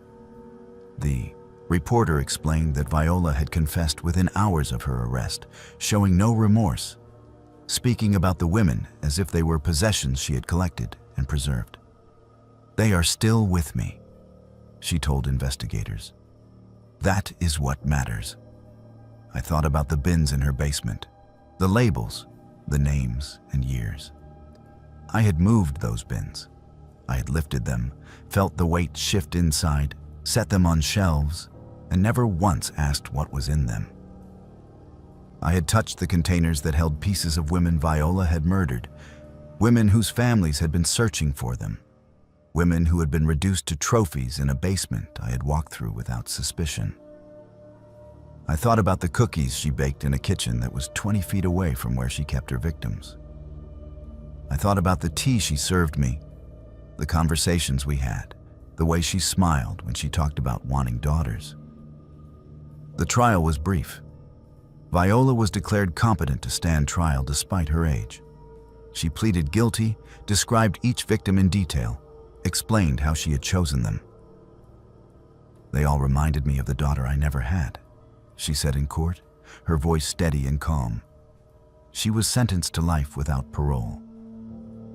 I moved out of the duplex the day they let me back in. I did not pack carefully. I threw everything into boxes and bags and left half of it behind. I could not stand to be in that building another night, knowing what had been happening on the other side of the wall while I slept. For months afterward, I woke up in the middle of the night, thinking about the smell from the summer. The sweet, rotting smell I had convinced myself was rats. It was not rats. I thought about all the times Viola had asked me to come over, to sit in her living room, to stay for dinner. I thought about how easily I could have become one of the names on a bin, another woman who reminded her of the daughter she wanted. I testified at her sentencing hearing. The prosecutor asked me to describe what kind of neighbor she had been. I told the truth. She was kind. She was generous. She seemed normal. That was the worst part. There were no signs, no red flags I could point to and say, I should have known. She was just an old woman who lived next door, who baked cookies and watched the news and kept a basement full of the dead. I still live in Oregon, though not in Bend. I moved to a different city, a different apartment, a place with thin walls where I can hear my neighbors argue and laugh and live their loud, ordinary lives. It is comforting in a way, knowing they are real and alive and messy. But sometimes, late at night, I think about Viola sitting in her living room, surrounded by photo albums and memories, talking about her collection like it was something precious. I think about the women who disappeared, one by one, over the course of 35 years, and how many people must have walked past Viola on the street, sat next to her at the grocery store, smiled at her in passing, and never once suspected. Monsters do not announce themselves. They do not wear signs or speak in riddles. They bake cookies and ask about your family and live right next door, patient and smiling, waiting for the moment when you stop paying attention. I did not stop a monster. I lived next to one for 3 years, helped her move boxes, ate her food, and never saw what was right in front of me. 17 women are dead because people like me did not see. And I do not know how to live with that. Most people who talk about the Northam case start with the night the search team found the empty research station in the Wallowa Mountains. I have to start a little earlier than that, because my connection to it did not begin with headlines or documentaries. It began with a cardboard box my mother handed me after my grandfather Reginald died, and with 4 names written in black marker across the lid. Reginald, Margaret, Alfred, Sylvia. I knew my grandfather had been a psychologist at Oregon State University in the 70s. I knew there had been some kind of incident during a field study that ended his academic career. It was one of those things adults whispered about around holidays and then changed the subject when kids got too curious. By the time I was old enough to ask directly, Reginald would just wave me off and say the lawyers told him not to talk about it. When he died, the lawyers were gone, and so was his fear. All that was left was the box. Inside were yellowed newspaper clippings, photocopies of university memos, and a stack of photocopied journal pages. On the very top was a photo I had never seen before. My grandfather standing in front of a squat concrete building half buried in snow, his arm around a woman I recognized from family albums as Margaret. On the back, in his shaky handwriting, he had written, "Last clear day, Wallowas, 1974. The clippings told the official story. 4 researchers from OSU, Reginald Northam, neurologist Margaret Fieldstone, graduate assistant Alfred Dunstone, and technician Sylvia Moorfield, traveled to a remote research facility in the Wallowa Mountains in December 1974 to conduct an 8-week study on sensory deprivation and group dynamics in isolation. Supply flights checked on them twice. On the 3rd visit, in mid-January, the station was found abandoned. Food left half prepared, equipment still running, no signs of struggle. A massive search followed. No bodies, no footprints, no clear explanation. The story faded over the years, replaced by fresher tragedies. Locals turned it into a campfire tale about the 4 who walked into the mountain and never came back. The papers in the box were what never made it into the news. The first pages were copied from my grandfather's research proposal. He wrote about exploring the boundaries of individual consciousness in group settings under sustained isolation and testing hypotheses regarding collective perception in sensory minimized environments. That was the official language. Buried in a paragraph near the end was the part that made my skin crawl. We propose that, under certain conditions, consciousness may not be bounded by individual neurology, but instead may access deeper shared structures. Prolonged isolation in an environment of minimal external stimuli may thin the barrier between subjective minds and perhaps between mind and environment itself. The journal's pages were not his. They belonged to Margaret. Her handwriting was tight and slanted, the ink sometimes smeared where her hand must have brushed it while writing. The first entry in the stack was dated December 3rd, 1974, 3 days after they arrived at the station. "First session in the deprivation tank today," she wrote. "Standard parameters. 90 minutes per subject. Full darkness, white noise. Baseline expectation. Typical reports of drifting, disorientation, episodic memory replay. Actual results. All 4 of us reported the same image. A tunnel, earthen walls, faint light ahead. Reg insists it is coincidence. I am not so sure." The next few entries charted a slow escalation. By December 9th, she was noting identical phrases appearing in their post-session interviews. Alfred used the term, "the hollow below us." 20 minutes later, without prompting, Sylvia described a hollow place beneath the foundation. Neither heard the other's report. Reg is excited. I am uneasy. We are here to study isolation, not shared hallucinations. The entry from December 15th was the first time she mentioned the sound. Tonight, all four of us were woken by a vibration, like distant machinery or low chanting. The floor seemed to hum. Checking the instruments in the morning, Alfred found a brief spike in the seismograph. No recorded activity in the region. We are alone on these ridges. Yet something moved under us. The official logs from the supply flights were clipped to that page. The pilot's notes after the first visit were mundane. Team seemed fine. Supplies transferred. Weather clear. The second visit, on January 5th, was different. Something is off. Margaret looked like she has not slept in days. Asked if anyone wanted to come back early. Reginald refused on behalf of all of them. Said they were on the verge of a major breakthrough. When I pressed, he smiled and said, "We have made contact." Did not elaborate. Requesting someone from the university follow up. Nobody did. Winter storms made ground travel impossible. The third flight did not make it out until January 15th. That was the day the pilot found the station open and empty. Margaret's last full entry was dated December 28th. We found the entrance today. That is how Reg phrased it. We were in the equipment room when the hum started again. It rattled the beakers on the shelves, made the light fixtures buzz. Alfred traced it with his seismic gear, triangulating the strongest point. A hatch in the floor we had assumed was just access to piping. We pried it open. There is a ladder down into a natural shaft. We dropped a flashlight on a rope. It swung over open space.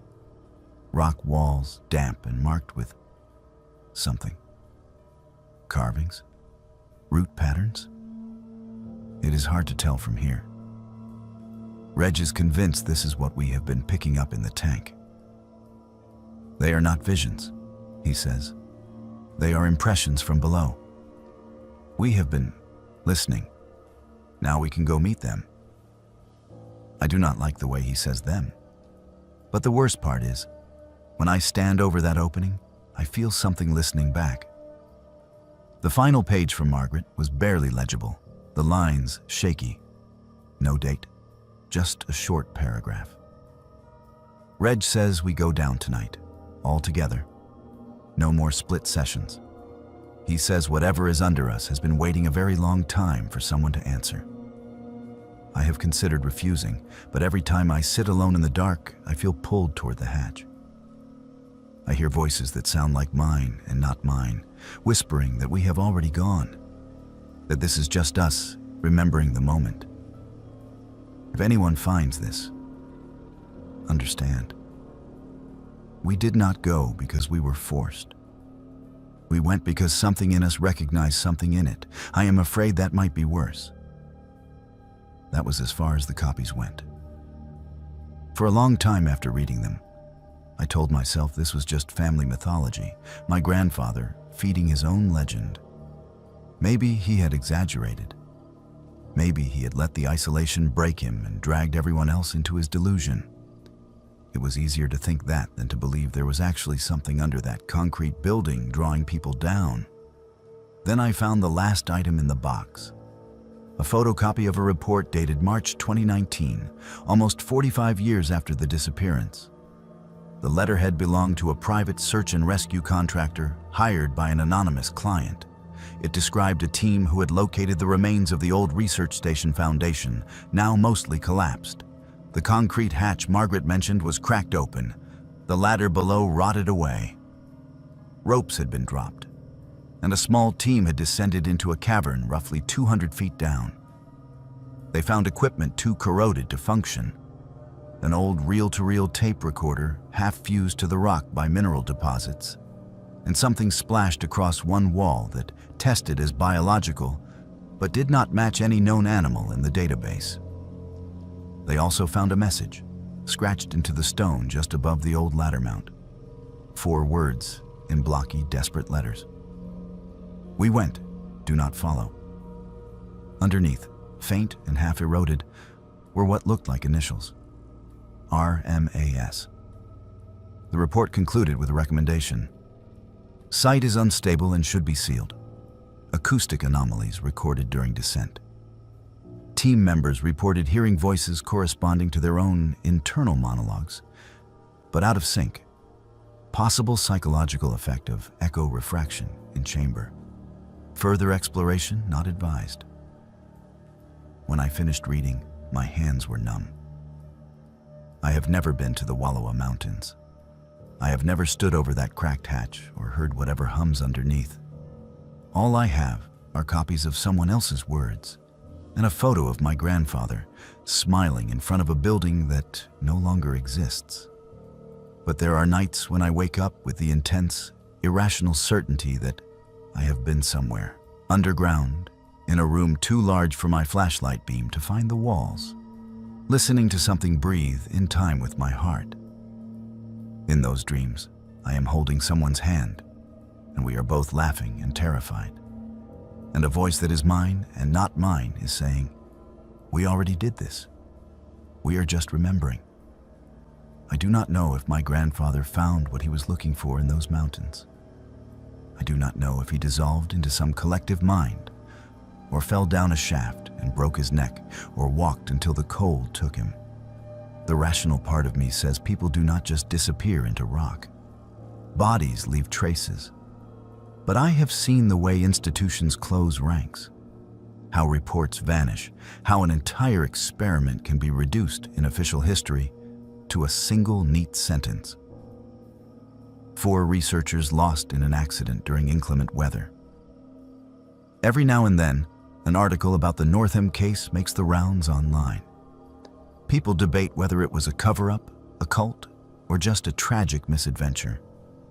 Conspiracy forums spin elaborate theories about underground facilities and government mind control projects. Most of it is noise. None of it touches the quiet dread in Margaret's final words. We did not go because we were forced. We went because something in us recognized something in it. There is a particular kind of horror in the idea that the thing you fear is also the thing you secretly want. That given the right door, the right pressure, you would walk through willingly. I keep the box in the back of my closet. Some nights, when the house is very still, I swear I can feel a vibration through the floorboards that is not traffic or plumbing or the neighbor's washing machine.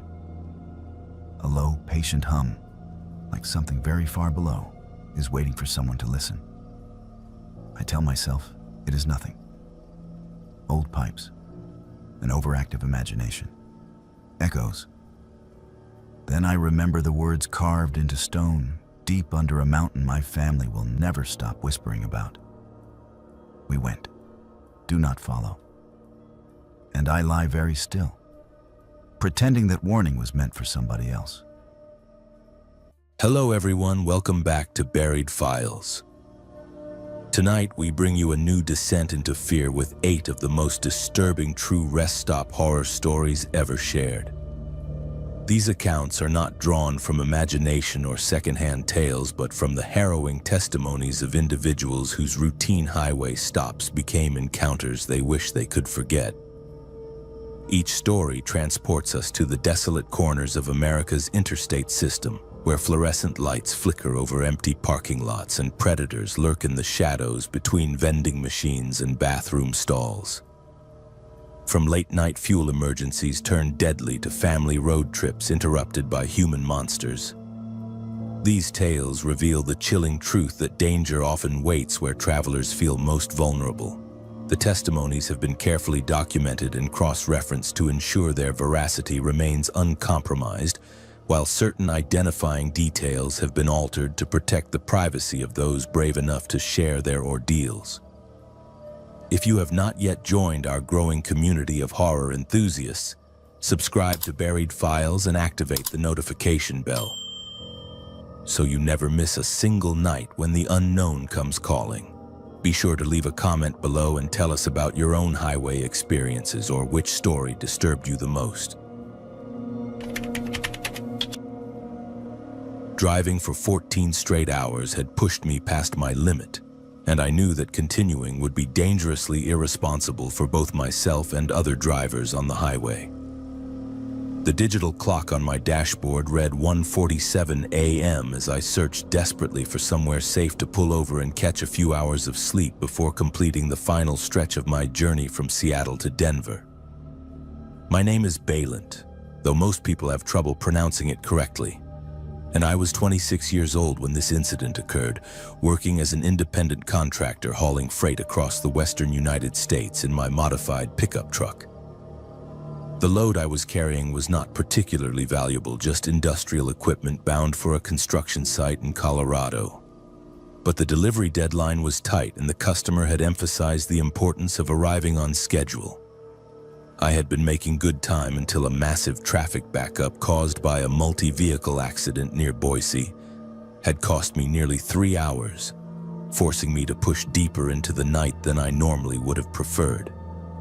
Fatigue was beginning to affect my reaction time and judgment, and I knew that finding a place to rest was no longer optional but absolutely essential. The truck stop I had planned to use was still 40 miles ahead according to my GPS, but my eyelids were growing heavy and I was starting to experience the telltale signs of micro-sleep that had ended the careers of too many long-haul drivers I had known over the years.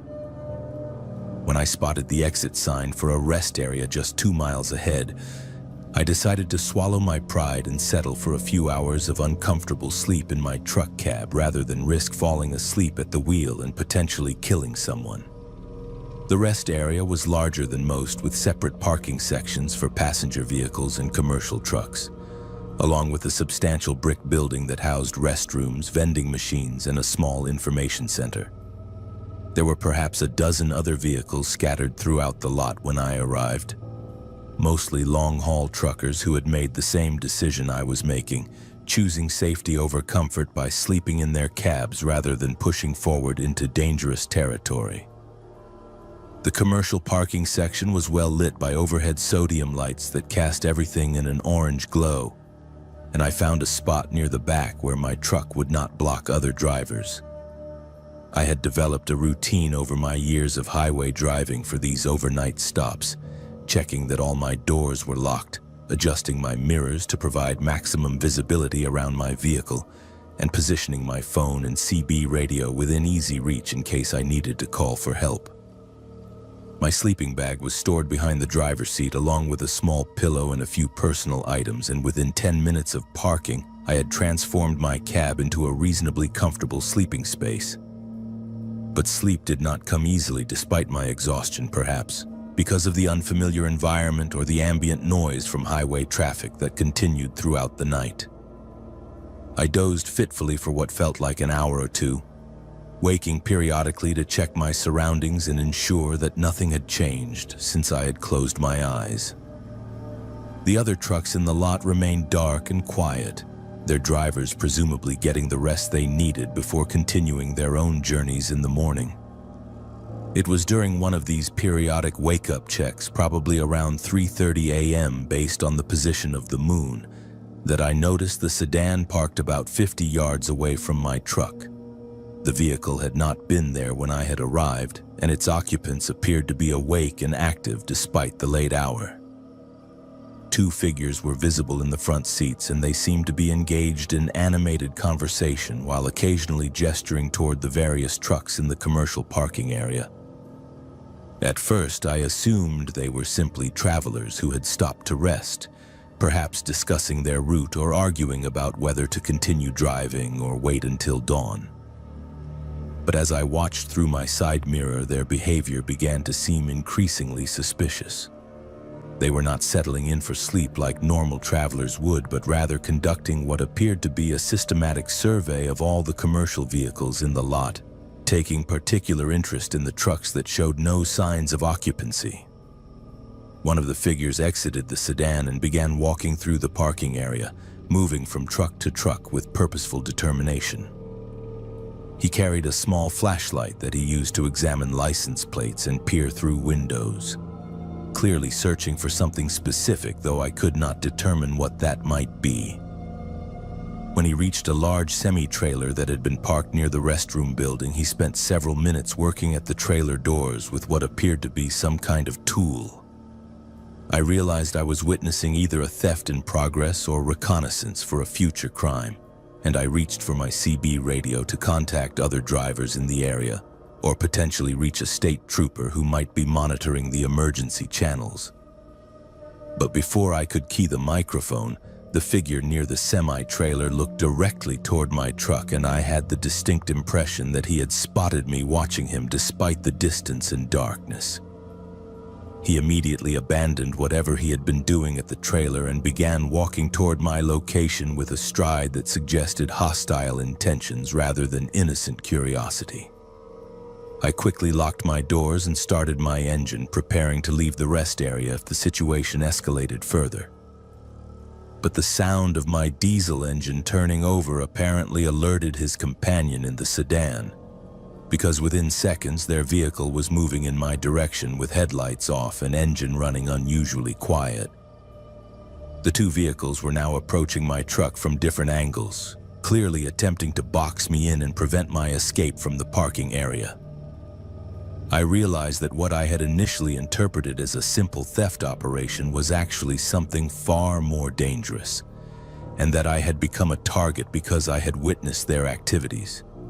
These were not opportunistic criminals looking for easy cargo to steal, but predators who were prepared to eliminate witnesses to their crimes.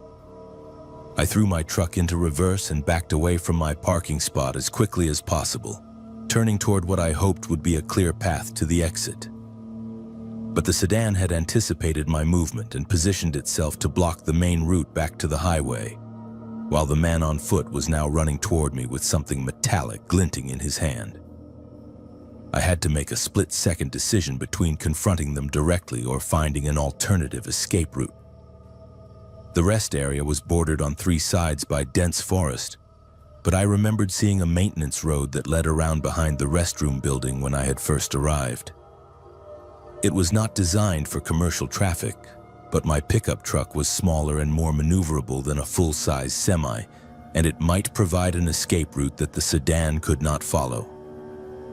I turned toward the maintenance road and accelerated hard, bouncing over a concrete curb and onto the narrow gravel surface that wound between the trees.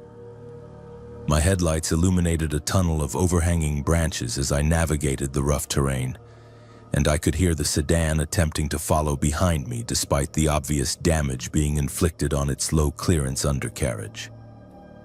The maintenance road was clearly not intended for high-speed pursuit, with sharp turns and steep grades that favored my four-wheel drive vehicle over their streetcar. But they were persistent in their chase, and I could see their headlights in my mirrors as they struggled to keep pace through the challenging terrain. The road eventually led to a gate that provided access to the highway maintenance facility, and I was relieved to discover that it was not locked despite the late hour. I drove through the gate and onto a paved access road that connected to the interstate about half a mile from the rest area, effectively bypassing the trap that had been set for me in the main parking lot.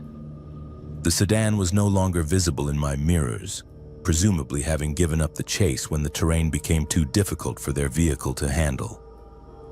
I drove for another 20 miles before stopping at a well-lit truck stop where I immediately contacted the state police to report what I had witnessed and experienced. The dispatcher took my report seriously and promised to send units to investigate the rest area, though she warned me that the suspects had probably fled the scene by the time officers arrived. She also mentioned that there had been several similar incidents reported along that stretch of highway over the past month, involving commercial drivers who had been targeted by individuals who appeared to be conducting organized cargo theft operations. The investigation that followed revealed that the rest area had been used as a base of operations for a criminal organization that specialized in hijacking commercial vehicles and stealing their cargo. They had developed a sophisticated system for identifying vulnerable targets, using spotters to monitor rest areas and truck stops for drivers who appeared to be traveling alone and carrying valuable loads. When they found suitable targets, they would either steal the entire vehicle or force the driver to cooperate through threats of violence. Several drivers had reported being approached by individuals who claimed to have mechanical problems or who offered assistance with directions, only to find themselves surrounded by multiple attackers who demanded access to their cargo. In at least 2 cases, drivers who had resisted or attempted to flee had been seriously injured during the encounters, and one driver had been hospitalized with stab wounds after refusing to surrender his truck keys. The police eventually arrested 4 individuals in connection with the cargo theft ring, recovering stolen merchandise worth over $200,000 and several commercial vehicles that had been taken from rest areas throughout Idaho, Montana, and Wyoming. The investigation revealed that they had been operating for nearly 2 years, using a network of spotters and communication equipment to coordinate their attacks and avoid law enforcement detection. That night taught me valuable lessons about the vulnerability of commercial drivers during mandatory rest periods, and the importance of choosing overnight stops carefully. I learned to avoid isolated rest areas whenever possible, preferring instead to use busy truck stops with security personnel and surveillance cameras. I also invested in better communication equipment and developed relationships with other drivers who could provide mutual support during overnight stops. The cargo theft ring had specifically targeted drivers who appeared to be sleeping alone in their vehicles, counting on isolation and surprise to overwhelm their victims before they could call for help or escape. They had studied the patterns of commercial traffic and identified rest areas that provided optimal conditions for their operations, including limited visibility from the highway and multiple escape routes through surrounding terrain. I continued working as an independent contractor for several more years after that incident, but I never again underestimated the dangers that could lurk in seemingly safe rest areas during the vulnerable hours of the night. The highway system that enables commerce and connects communities across vast distances can also provide cover for predators who understand how to exploit the isolation and fatigue that are inevitable parts of long-distance trucking. That rest area in Idaho looked peaceful and secure when I first arrived, but it had been carefully selected by criminals who understood that tired drivers would be easy targets for robbery and violence. I was fortunate to escape with my life and my cargo intact, but other drivers were not so lucky in their encounters with the same organization. All I wanted was a quick bite before getting back on the highway, something simple and familiar that would sustain me through the remaining 4 hours of driving back to college in Pennsylvania. I had been visiting my grandmother in Virginia for her 80th birthday celebration, and the weekend had been filled with family gatherings and elaborate meals that left me feeling overly full and slightly drowsy. But the drive home was taking longer than expected due to construction delays and heavy traffic, and by the time I reached the large travel plaza along Interstate 95, my stomach was growling with hunger, and my energy levels were dangerously low. May was the name my grandmother always called me, though everyone else knew me as Michelle, and at 21 years old I was finishing my junior year studying communications at a small liberal arts college in the mountains of central Pennsylvania. This was one of my regular trips home to see family, a routine journey I had made dozens of times over the past 3 years without ever encountering anything more threatening than aggressive drivers and occasional mechanical problems. But something felt different about this particular travel plaza from the moment I parked my Honda Accord in the massive lot filled with cars, trucks, and recreational vehicles. The travel plaza was one of those sprawling commercial complexes that dot the major interstate highways, complete with multiple fast food restaurants, a convenience store, fuel pumps, and even a small arcade area for children. The building itself was designed to accommodate hundreds of travelers simultaneously, with high ceilings, wide corridors, and large windows that provided views of the surrounding countryside. During peak travel times, these facilities buzzed with activity as families, business travelers, and long-haul truckers stopped to refuel both their vehicles and themselves. But despite the busy atmosphere and constant flow of people, I noticed someone watching me from the moment I entered the main building. He was a tall man in his 30s wearing jeans and a flannel shirt that might have looked normal on anyone else. But something about his demeanor set him apart from the other travelers. While everyone else moved through the facility with purpose, heading directly toward their intended destinations, this man seemed to have no particular objective other than observing the people around him, and his attention kept returning to me with uncomfortable frequency. I tried to dismiss my uneasiness as paranoia brought on by too much coffee and too little sleep, but as I made my way through the food court area, I could not shake the feeling that I was being systematically evaluated by someone with predatory intentions. The man maintained a careful distance, never getting close enough to seem obviously threatening, but positioning himself where he could monitor my movements while appearing to be engaged in normal travel plaza activities, like browsing magazine racks or checking departure boards. The food court offered the usual selection of chain restaurants, and I settled on a chicken sandwich and fries from one of the more popular establishments. The ordering process took several minutes due to a long line of hungry travelers. And during that time, I noticed that my observer had moved to a table near the seating area where he could watch me without being directly visible from my position in line.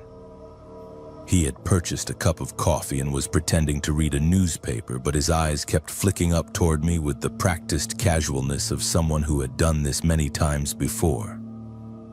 When I finally received my order, I chose a table in the center of the seating area, surrounded by families and other travelers who provided a sense of security through their proximity. But even in this crowded environment, I felt exposed and vulnerable, like a deer that has caught the scent of a predator but cannot determine the exact location of the threat. The man with the newspaper had positioned himself 3 tables away, close enough to overhear conversations but far enough to avoid drawing attention from other patrons. I ate my meal quickly, eager to complete my transaction and return to the relative safety of my locked vehicle.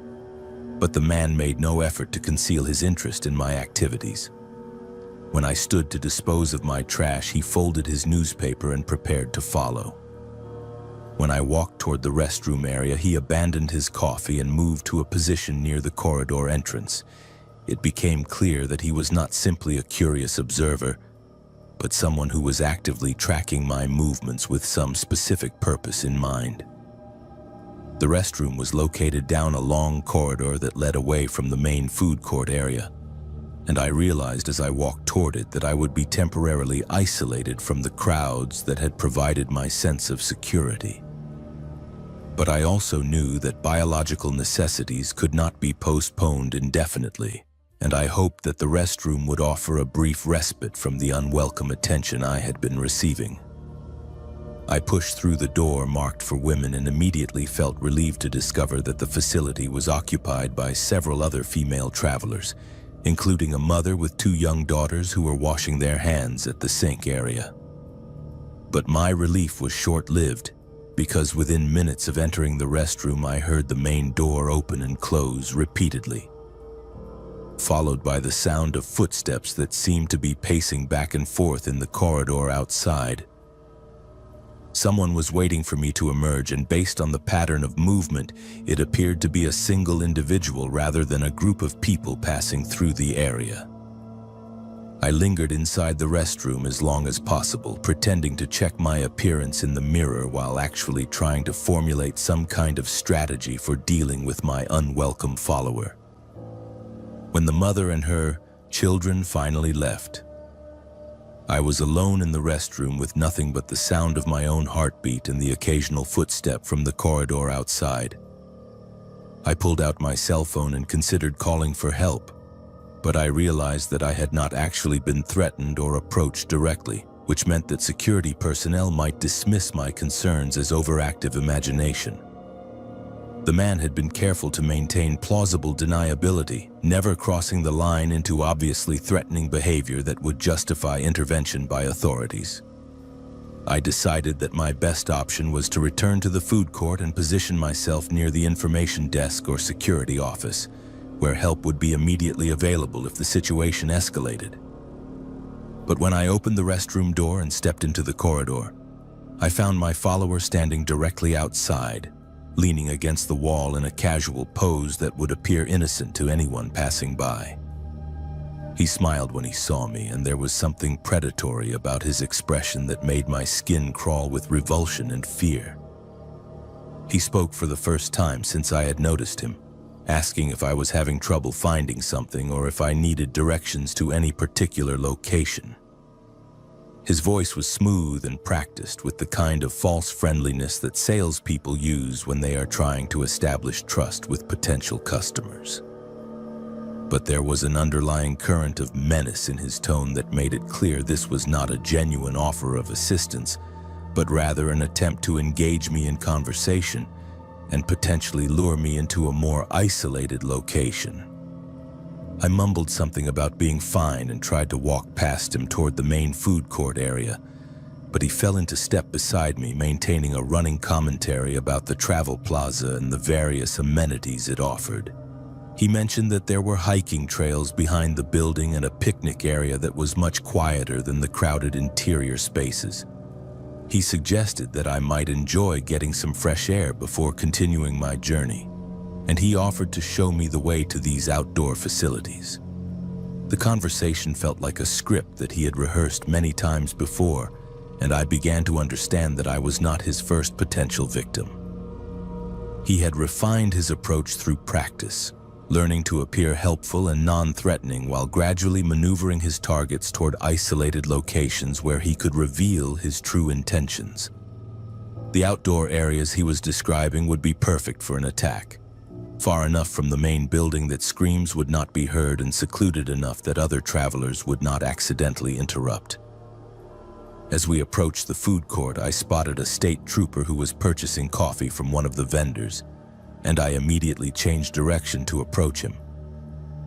My follower seemed to understand what I was doing because he suddenly stopped walking and pretended to be interested in a display of travel magazines near the entrance. But instead of abandoning his pursuit entirely, he maintained his position where he could observe my interaction with the officer and resume his stalking once the conversation ended. I explained my situation to the trooper as quietly as possible, describing the behavior I had observed and my growing concern about the man's intentions. The officer listened carefully and agreed that the pattern I described was suspicious enough to warrant investigation. He asked me to point out the individual in question, and when I gestured toward the magazine display, we discovered that the man had vanished completely, apparently slipping away the moment he realized that law enforcement was becoming involved. The trooper took down my information and a detailed description of my follower, explaining that there had been several similar reports at travel plazas throughout Virginia and Maryland over the past few months. The suspect appeared to target young women traveling alone, following them through the facilities and attempting to lure them to isolated areas where attacks could occur without witnesses. Most of the previous incidents had ended with the women managing to escape or seek help before any physical assault occurred, but the pattern suggested a predator who was becoming increasingly bold and persistent. The officer escorted me to my vehicle and waited while I secured my belongings and prepared to continue my journey. He provided me with his direct contact information and instructed me to call immediately if I noticed anyone following me, or if I encountered the same individual at subsequent stops along my route. He also suggested that I avoid stopping at any isolated facilities for the remainder of my trip, sticking to busy truck stops and well-populated rest areas where help would be readily available. I completed my drive to Pennsylvania without further incident, though I found myself constantly checking my mirrors for any sign of pursuit and avoiding stops whenever possible. The experience had fundamentally changed my perception of travel plaza safety, and I realized that predators often use these facilities as hunting grounds because they provide access to vulnerable travelers who are temporarily separated from their usual support systems and protective environments. In the weeks that followed, I learned that the state police had identified and arrested a suspect who matched my description, charging him with stalking and attempted assault in connection with multiple incidents at travel plazas throughout the Mid-Atlantic region. He had been using these facilities systematically, spending hours each day observing potential victims and refining his approach based on what worked and what did not. His vehicle contained detailed notes about different travel plazas, including optimal times for hunting and the locations of security cameras and blind spots. The investigation revealed that he had been escalating his behavior over time, becoming more aggressive and persistent with each encounter as he gained confidence in his methods. Several women had reported being followed to their vehicles, and at least 2 had been physically grabbed before managing to escape. The police believed that it was only a matter of time before he had progressed to more serious crimes, and my report had helped them establish the pattern of behavior that led to his eventual capture. That incident taught me the importance of trusting my instincts and seeking help when something feels wrong, even if I cannot articulate exactly what the threat might be. Predators rely on their victims' reluctance to cause scenes or appear paranoid, and they use that social conditioning to their advantage when selecting and stalking potential targets. The crowded environment of a travel plaza can provide a false sense of security, but it can also offer perfect camouflage for someone who knows how to blend in while hunting for vulnerable prey. I still make regular trips between Pennsylvania and Virginia to visit my family, but I approach travel plazas with much greater awareness and caution than I did before that frightening encounter. I have learned to vary my routes and stops, to remain alert to anyone who shows unusual interest in my activities, and to seek help immediately if I feel threatened, rather than hoping that the situation will resolve itself naturally. My parents had not taken us on a road trip in years, not since Mark turned 8 and I was still too young to remember most of our family adventures. But that summer, Dad decided it was time to drive from our home in Denver all the way to his brother's ranch in Montana, a journey he promised would be filled with scenic mountain views and quality family bonding time. Mom packed enough snacks to feed a small army, and my little sister Sarah bounced excitedly in her booster seat as we loaded up our aging Suburban for what was supposed to be a 12-hour drive through some of the most beautiful countryside in America. We left at dawn on a Saturday morning, with Dad insisting we could make the trip in one day if we kept our stops to a minimum. The first few hours were everything he had promised, with golden wheat fields stretching endlessly on both sides of the highway, and the Rocky Mountains growing larger and more imposing with each passing mile. Sarah and I played travel games and listened to music on our portable CD players, while Mom read aloud from a guidebook about all the historical landmarks we would encounter along the way. But somewhere around hour 6, just as we crossed into Wyoming, Sarah began complaining of stomach cramps. At first, Mom thought it was just car sickness from too many snacks in the winding mountain roads, but when Sarah started crying and holding her side, it became clear that something more serious was happening. Dad pulled over at the first rest stop he could find, a weathered concrete structure with picnic tables and restroom facilities that sat alone in a valley surrounded by towering pine forests. The rest stop was nearly deserted when we arrived, with only a single RV parked at the far end of the lot and what appeared to be a maintenance truck near the restroom building. Dad carried Sarah to one of the picnic tables while Mom rummaged through her purse for the children's medicine she always packed on trips. But Sarah's condition seemed to be getting worse by the minute, and when she started vomiting, Mom made the decision that we needed to find the nearest hospital immediately. The problem was that we were in the middle of nowhere, at least 40 miles from the nearest town according to our road atlas, and Sarah was in no condition to endure another hour of mountain driving. Dad decided that Mom should stay with Sarah at the rest stop while he drove into town to find help and bring back either a doctor or an ambulance. It seemed like the most logical plan at the time, though looking back now I realize how many things could have gone wrong with that decision. I was supposed to stay with Mom and Sarah, but at 8 years old I was more interested in exploring the hiking trails that led into the forest behind the rest stop. While my parents were focused on Sarah's condition and discussing their options, I wandered away from the picnic area and discovered a narrow path that wound between the massive pine trees, disappearing into the shadows of the deep woods. The trail was marked with small wooden signs that promised a scenic overlook just half a mile ahead, and I was curious to see what kind of view it might offer. The forest was cooler and darker than I had expected, with thick canopy blocking out most of the afternoon sunlight and creating an almost twilight atmosphere even though it was barely past 2 o'clock. I followed the trail for what felt like several minutes, listening to the sound of my footsteps on the packed earth and the distant calls of birds. Somewhere high in the branches above me, the air smelled of pine needles and damp soil, and I felt like I was walking through an enchanted forest from one of the fairy tales Mom used to read to us. But when I turned around to look back toward the rest stop, I realized I could no longer see the parking lot or hear the sound of cars on the highway. The trail had curved and twisted through the trees more than I had noticed, and everything around me looked identical. Just endless rows of towering pines stretching in every direction. I started to feel the first flutter of panic in my chest as I realized I might be lost. But I tried to stay calm and retrace my steps back the way I had come. That was when I heard the voices. At first, I thought it might be other hikers or maybe park rangers, but as I moved closer to the sound, I realized there was something wrong with the way they were talking.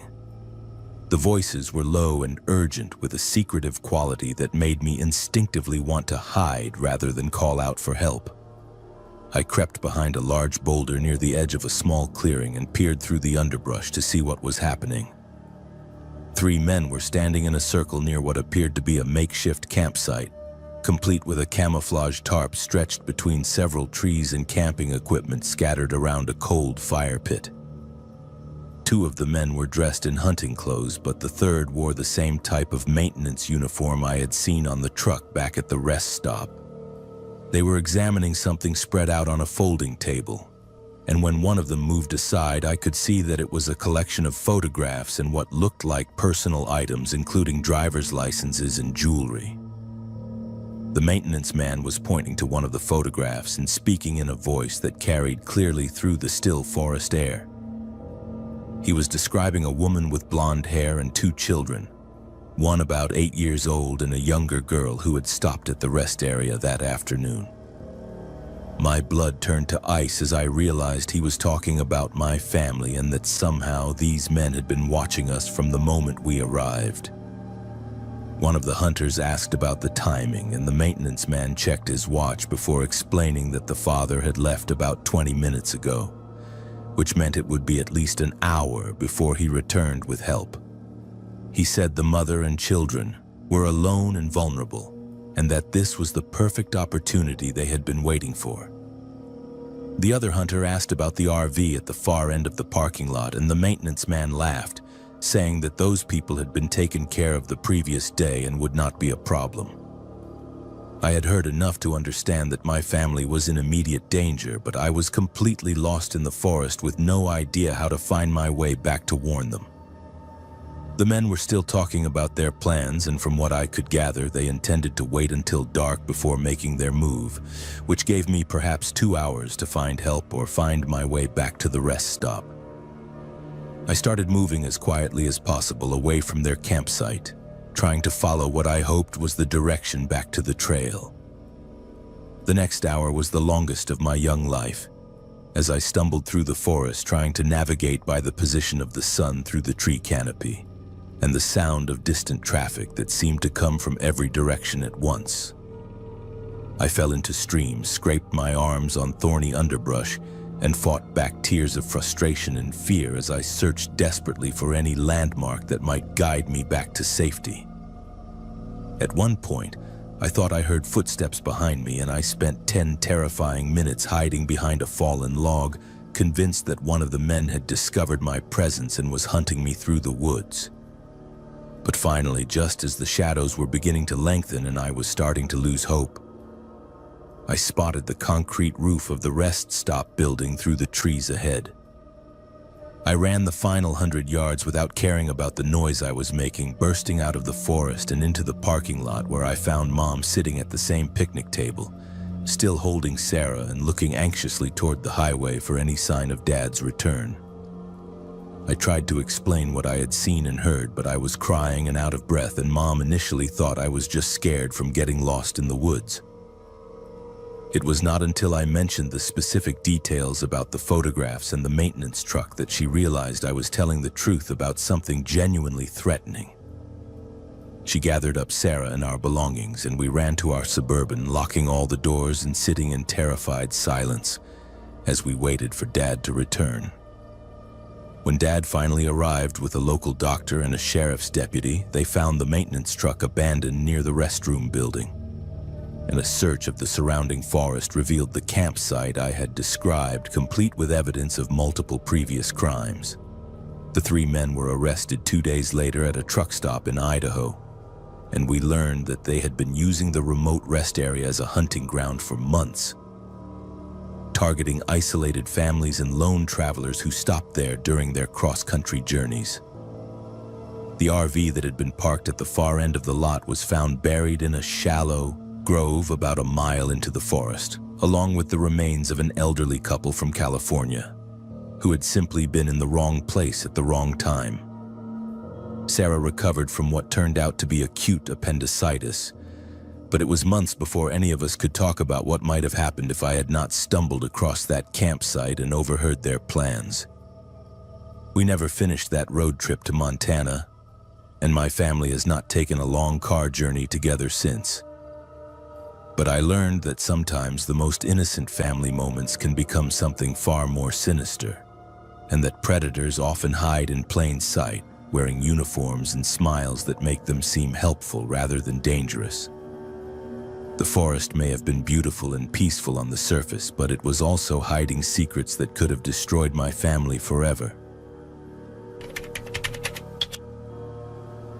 It was 2:17 a.m. when my gas gauge hit empty and the yellow warning light began its relentless blinking on my dashboard. I had been driving for nearly 6 hours straight, pushing through the monotonous stretch of Interstate 40 that cuts through the heart of Oklahoma, heading back to college after a long weekend visiting my girlfriend Kyle back home. The highway was deserted at this hour, nothing but darkness stretching endlessly in both directions, broken only by the occasional semi-truck thundering past in the opposite lane, its headlights briefly illuminating the barren landscape before disappearing into the night. The nearest rest stop, according to my GPS, was still 12 miles ahead, but with my fuel tank running on fumes, I knew I would never make it that far. My heart sank when I spotted the faded exit sign for what appeared to be the only gas station within a 30-mile radius. The sign was weathered and partially obscured by rust stains, advertising a place called Quick Stop, with an arrow pointing down a narrow off-ramp that seemed to vanish into complete darkness. I had no choice but to take the gamble. The off-ramp descended into what felt like a forgotten corner of the world. The overhead highway lights disappeared behind me, and my headlights became the only source of illumination cutting through the thick Oklahoma night. The road was cracked and poorly maintained, with weeds growing up through the asphalt and no reflective lane markers to guide the way. After about 2 miles of winding through what appeared to be abandoned farmland, I finally saw the harsh fluorescent glow of the Quick Stop rising from the darkness like some kind of beacon. The gas station sat alone in a sea of cracked concrete, surrounded by nothing but empty fields and a few skeletal trees that swayed ominously in the night breeze. The building itself looked like it had been frozen in time since the 1980s, with faded yellow and red paint peeling from its walls and a collection of vintage soda advertisements plastered across the windows. 2 fuel pumps stood under a flickering canopy light that cast strange shadows across the forecourt, and I could see through the grimy windows that a single clerk was manning the register inside. I pulled up to the pump closest to the building, keeping my engine running while I assessed my surroundings. The place felt wrong somehow, though I could not immediately put my finger on what was bothering me. Perhaps it was the complete isolation, or the way the fluorescent lights hummed with an electrical buzz that seemed too loud in the silence, or maybe it was just the exhaustion from my long drive playing tricks on my mind. I turned off my engine and stepped out into the cool night air, immediately noticing how the silence seemed to press in around me like a physical presence. The fuel pump was an ancient model that required payment inside, so I walked across the cracked pavement toward the entrance, my footsteps echoing, strangely in the stillness. Through the glass door, I could see the clerk behind the counter, a thin man in his 50s wearing a stained uniform shirt and a baseball cap pulled low over his eyes. He looked up as I approached, and something about his smile made me pause for just a moment before pushing through the door. The interior of the station was cramped and cluttered, with narrow aisles packed with dusty merchandise and a lingering smell of stale cigarettes and motor oil. The clerk watched me with an intensity that felt uncomfortable, his pale eyes tracking my movements as I grabbed a bag of chips and an energy drink from the cooler. When I approached the counter to prepay for my gas, he leaned forward slightly, and I noticed his fingernails were unusually long and yellowed. "Traveling alone tonight?" he asked, his voice carrying a strange lilt that made the innocent question sound somehow predatory. I nodded curtly and handed him two $20 bills, eager to complete my transaction and get back on the road. He processed the payment with deliberate slowness, his fingers lingering on mine when he handed me the receipt, and his smile widened to reveal teeth that were stained brown from years of tobacco use. Outside, I hurried to my car and began filling my tank, constantly glancing over my shoulder toward the station windows. The clerk had moved from behind the counter and was now standing directly at the glass, watching me with that same unsettling smile. The fuel pump seemed to be dispensing gas at an unusually slow rate, and with each passing minute I felt my anxiety building like pressure in a kettle about to boil over. That was when I noticed the pickup truck. It had been parked behind the building when I arrived, barely visible in the shadows, but now it was idling near the edge of the property with its headlights off. I could make out the silhouette of someone sitting in the driver's seat, though I could not determine if they were watching me or simply waiting. My hands began to shake as I gripped the fuel nozzle, and every instinct I possessed was screaming at me to leave immediately. The gas pump finally clicked off at $37, still several dollars short of what I had paid, but I did not care about the difference. I hung up the nozzle with trembling fingers and rushed back toward my car, but as I reached for the door handle, I heard the pickup truck engine rev behind me. When I spun around, I saw that it had moved closer, now positioned directly between my vehicle and the exit, effectively blocking my most direct route back to the highway. Through my rearview mirror, I watched as the clerk emerged from the station and began walking casually across the parking lot toward my car. He moved with the confident stride of someone who knew exactly what was about to happen, and in his right hand I could see the metallic glint of what appeared to be a large wrench or tire iron. The pickup truck door opened, and a second figure stepped out, this one wearing dark clothing and a ski mask despite the warm September night. My engine turned over on the third try, and I threw the transmission into reverse, backing away from the pump at dangerous speed. The clerk had to jump aside to avoid being hit, and I heard him shout something that was lost in the sound of my spinning tires on the loose gravel. The pickup truck lurched forward to maintain its blocking position, but I had already committed to a different escape route, steering my car across the rough terrain behind the station building. My suspension protested as I bounced over deep ruts and scattered debris, but I kept my foot pressed firmly on the accelerator, using my headlights to navigate between rusted barrels and abandoned equipment. In my rearview mirror, I could see both men running back toward the pickup truck, and within seconds, its headlights flared to life as they began their pursuit across the uneven ground. I reached a chain-link fence that separated the station property from an adjacent field, and for a terrifying moment, I thought I was trapped. But years of neglect had left a section of the fencing partially collapsed, and I was able to drive through the gap, my car scraping against the twisted metal posts as I forced my way into the open pasture beyond. The pickup truck was larger and heavier, and I gained precious seconds as they struggled to navigate the same obstacle. The field was a maze of irrigation ditches and scattered hay bales, and I drove by pure instinct, following what appeared to be a farm road that led toward a distant line of trees. My headlights swept back and forth as I searched for the path, and behind me I could see the pickup truck gaining ground, its more powerful engine and four-wheel drive giving it a significant advantage over my compact sedan on the rough terrain. Just when I thought they would overtake me, I spotted another road running parallel to the tree line, and beyond that, the blessed sight of highway lights in the distance. I pushed my car harder than I ever had before, the engine screaming in protest as I bounced and skidded across the final stretch of open ground. The pickup truck made one last desperate surge to cut me off, but I managed to reach the paved road with perhaps 50 yards to spare.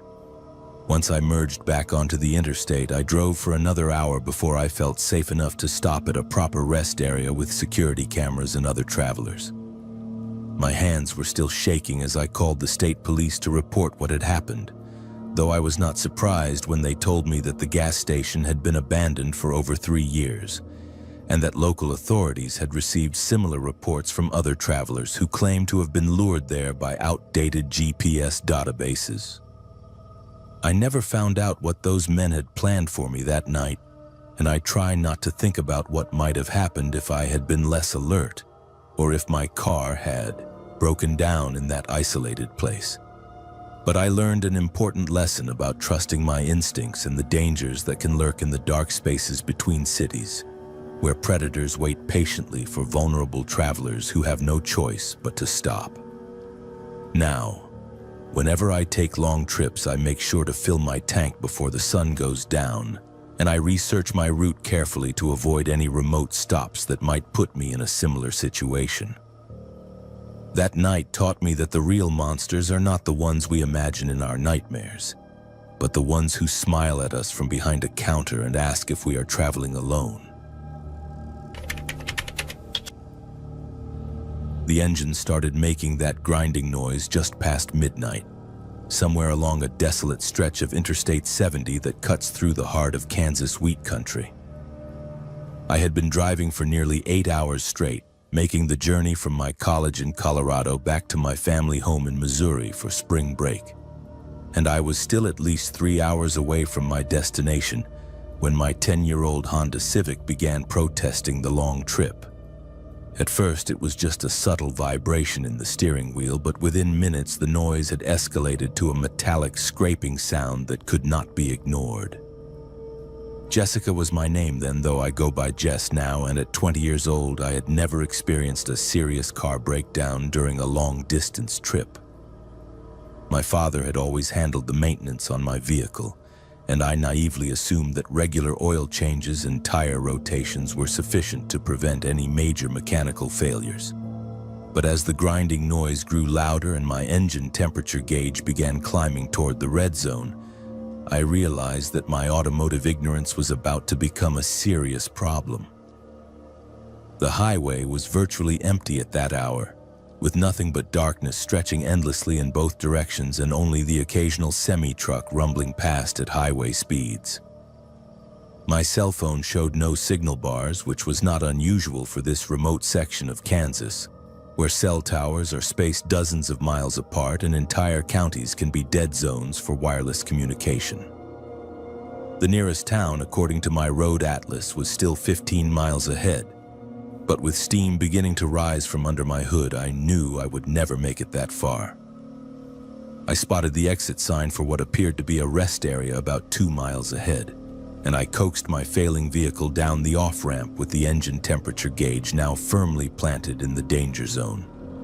The rest stop was nothing more than a small parking area with a few picnic tables and a concrete restroom building, surrounded by fields of winter wheat that stretched to the horizon under a moonless sky.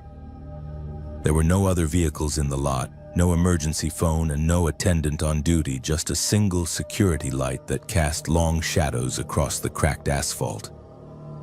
I turned off my engine and sat in the darkness for several minutes, listening to the metallic pinging sounds of cooling metal and trying to formulate some kind of plan. My trunk contained a small toolkit that my father had insisted I carry, but I had never learned to use most of the tools, and attempting repairs in the middle of the night seemed both dangerous and futile. My best option appeared to be waiting until dawn and hoping that another traveler would stop and offer assistance, or that my cell phone might pick up a signal as the towers switched to different transmission patterns during off-peak hours. I decided to check the restroom facilities and then settle in for what promised to be a long and uncomfortable night in my car. The restroom building was a typical highway department structure, built from cinder blocks and painted in that institutional beige color that seems to be standard for government facilities. The women's side was accessed through a heavy metal door that squeaked loudly on rusted hinges, and the interior was illuminated by a single fluorescent fixture that flickered intermittently and cast strange shadows on the concrete walls. The facilities were clean enough, though clearly not maintained very frequently, and I was grateful to discover that the water was still running and the toilet paper dispensers were not empty. But as I was washing my hands at the small sink, I heard the sound of a vehicle pulling into the parking lot outside. My first reaction was relief, thinking that help had finally arrived, but something about the way the engine idled, low and rumbling like a large pickup truck or van, made me pause before rushing outside to flag down the driver. Through the small frosted window near the sink, I could see headlights positioned near my disabled Honda, and I watched as a tall figure got out of what appeared to be a dark-colored pickup truck and began walking around my vehicle. The person was carrying some kind of flashlight or lantern, and they seemed to be examining my car with more interest than a casual Good Samaritan might display. Instead of approaching the restroom building to look for the stranded motorist, they spent several minutes checking my license plates and peering through my windows at the personal belongings I had left on the seats. I remained frozen by the window, watching as the figure returned to their truck and appeared to be speaking with someone else inside the vehicle. The passenger door opened and a second person emerged, this one shorter but moving with the same deliberate manner as they approached my car from the opposite side. Both figures were now circling my Honda like predators examining their prey, and I realized with growing alarm that they had made no attempt to locate me or offer assistance despite the obvious breakdown situation.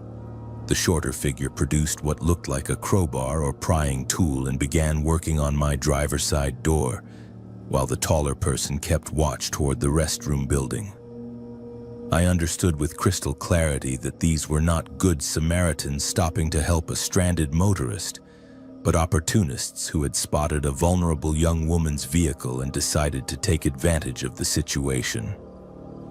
My personal belongings, including my purse and laptop computer, were visible through the windows, and they were clearly planning to burglarize my car while assuming I was either asleep inside or had wandered away from the area.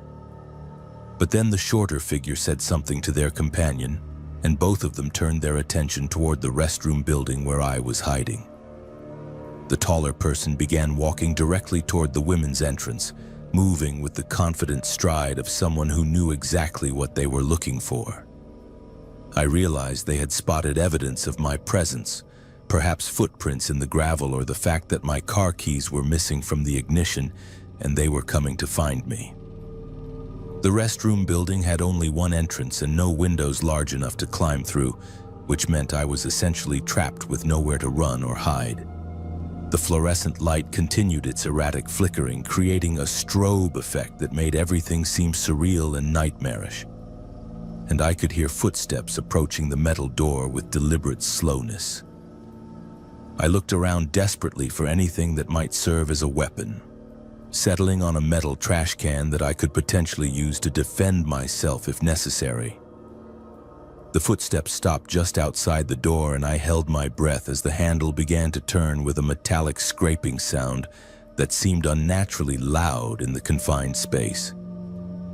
But instead of bursting in immediately, the person seemed to be listening, perhaps trying to determine if I was actually inside or if the building was empty. I pressed myself against the concrete wall beside the door, gripping the trash can and preparing for whatever was about to happen. That was when I heard the distant sound of another vehicle approaching from the highway, its headlights sweeping across the parking lot as it descended the exit ramp. The footsteps outside the door immediately retreated, and through the small window, I watched as both figures ran back toward their pickup truck with obvious urgency. Within seconds, their vehicle was speeding away into the darkness, leaving me alone with my disabled Honda and whoever was arriving in the new vehicle. The newcomer turned out to be a long-haul trucker who had noticed my car with its hood up and decided to check if anyone needed assistance. He was a middle-aged man with kind eyes and a genuine desire to help. And when I explained what had just happened with the two suspicious individuals, he immediately contacted the state police on his CB radio. He also had enough mechanical knowledge to diagnose my engine problem as a broken water pump, which explained the overheating and grinding noises I had been experiencing. The trucker stayed with me until a state trooper arrived about 30 minutes later, and together they helped arrange for a tow truck to transport my Honda to the nearest repair shop. The officer took a detailed report about the incident with the pickup truck and the attempted break-in, though he explained that without license plate numbers or better descriptions of the suspects, there was little chance of tracking them down. He did mention that there had been several similar reports along that stretch of highway over the past few months, involving stranded motorists who were targeted by opportunistic criminals. I never found out what those two individuals had planned for me that night, and I try not to think about what might have happened if the trucker had not arrived when he did. The repair shop was able to fix my water pump the following day, and I completed my journey home to Missouri without further incident, though the experience had fundamentally changed my perspective on highway travel and personal safety. Since that night, I have never undertaken a long-distance trip without ensuring my vehicle is in perfect mechanical condition, and I carry a fully charged cell phone with a car charger as backup. I also invested in a roadside assistance plan and learned basic automotive troubleshooting from my father so I would never again be completely helpless in a breakdown situation.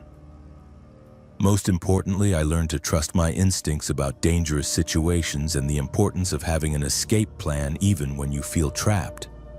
The Kansas wheat fields may look peaceful and harmless during daylight hours, but they can hide predators who prey on vulnerable travelers during the darkest hours of the night. That broken water pump probably saved my life by forcing me to hide in that restroom building, because if I had been sleeping in my car when those men arrived, this story might have had a very different ending. After 6 hours of driving, I could not wait any longer. My bladder felt like it was about to burst, and the next rest stop, according to the highway signs, was still another 20 miles ahead on Interstate 77 through the mountains of West Virginia. I was 17 years old and on my first solo road trip, driving from my hometown in Ohio to visit my aunt in North Carolina for the summer. My parents had been reluctant to let me make the journey alone, but I had finally convinced them that I was mature enough to handle the responsibility of 8 hours behind the wheel. David was what everyone called me then, though most people use Dave now.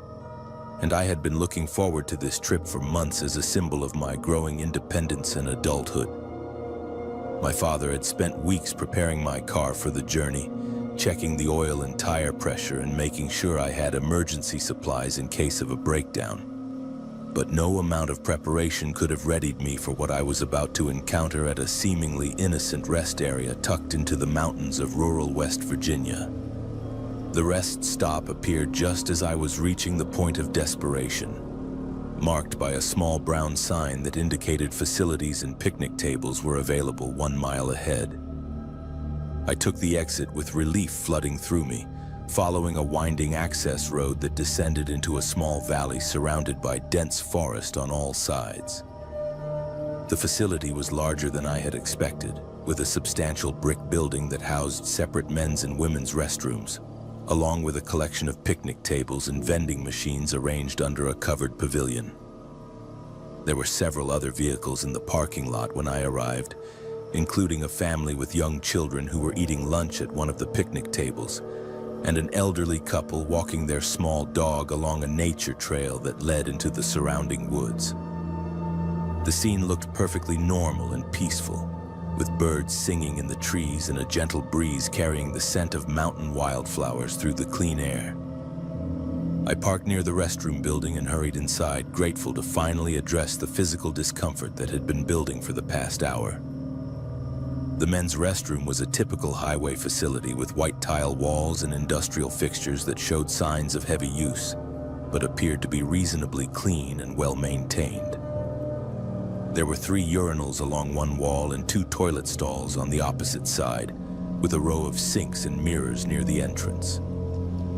The lighting was provided by fluorescent fixtures that hummed quietly overhead, and everything smelled of industrial disinfectant mixed with the faint odor of pine trees drifting in through a small ventilation window. I was standing at the middle urinal, finally experiencing the relief I had been craving for the past hour, when I heard the main door open behind me. Footsteps crossed the tile floor with a deliberate pace that seemed somehow different from the casual gait of other travelers I had encountered during my journey. Instead of proceeding directly to one of the other fixtures, the person stopped somewhere near the sinks, and I could feel their presence behind me like a weight pressing against my shoulders. The normal sounds of a rest area seemed to fade away, replaced by an uncomfortable silence that stretched on for far longer than felt natural. I finished what I was doing and moved toward the sinks to wash my hands, glancing in the mirror to see who had entered behind me. The reflection showed a middle-aged man wearing dark clothing and a baseball cap pulled low over his eyes, standing motionless near the paper towel dispenser with his hands at his sides. He was not using any of the facilities, just watching me with an intensity that made my skin crawl. When I reached for the soap dispenser, the man moved closer, positioning himself directly behind me with no apparent purpose other than to invade my personal space. I could see his reflection more clearly now, and there was something wrong with his expression, a predatory smile that revealed yellowed teeth and eyes that seemed to be evaluating me like a hunter sizing up potential prey. He was larger than me by at least 50 pounds and several inches in height, and his presence filled the small restroom with an atmosphere of menace that made my heart begin to race. I tried to finish washing my hands as quickly as possible, but the man spoke before I could reach for a paper towel. His voice was low and gravelly with an accent I could not immediately place, and his words made my blood freeze in my veins.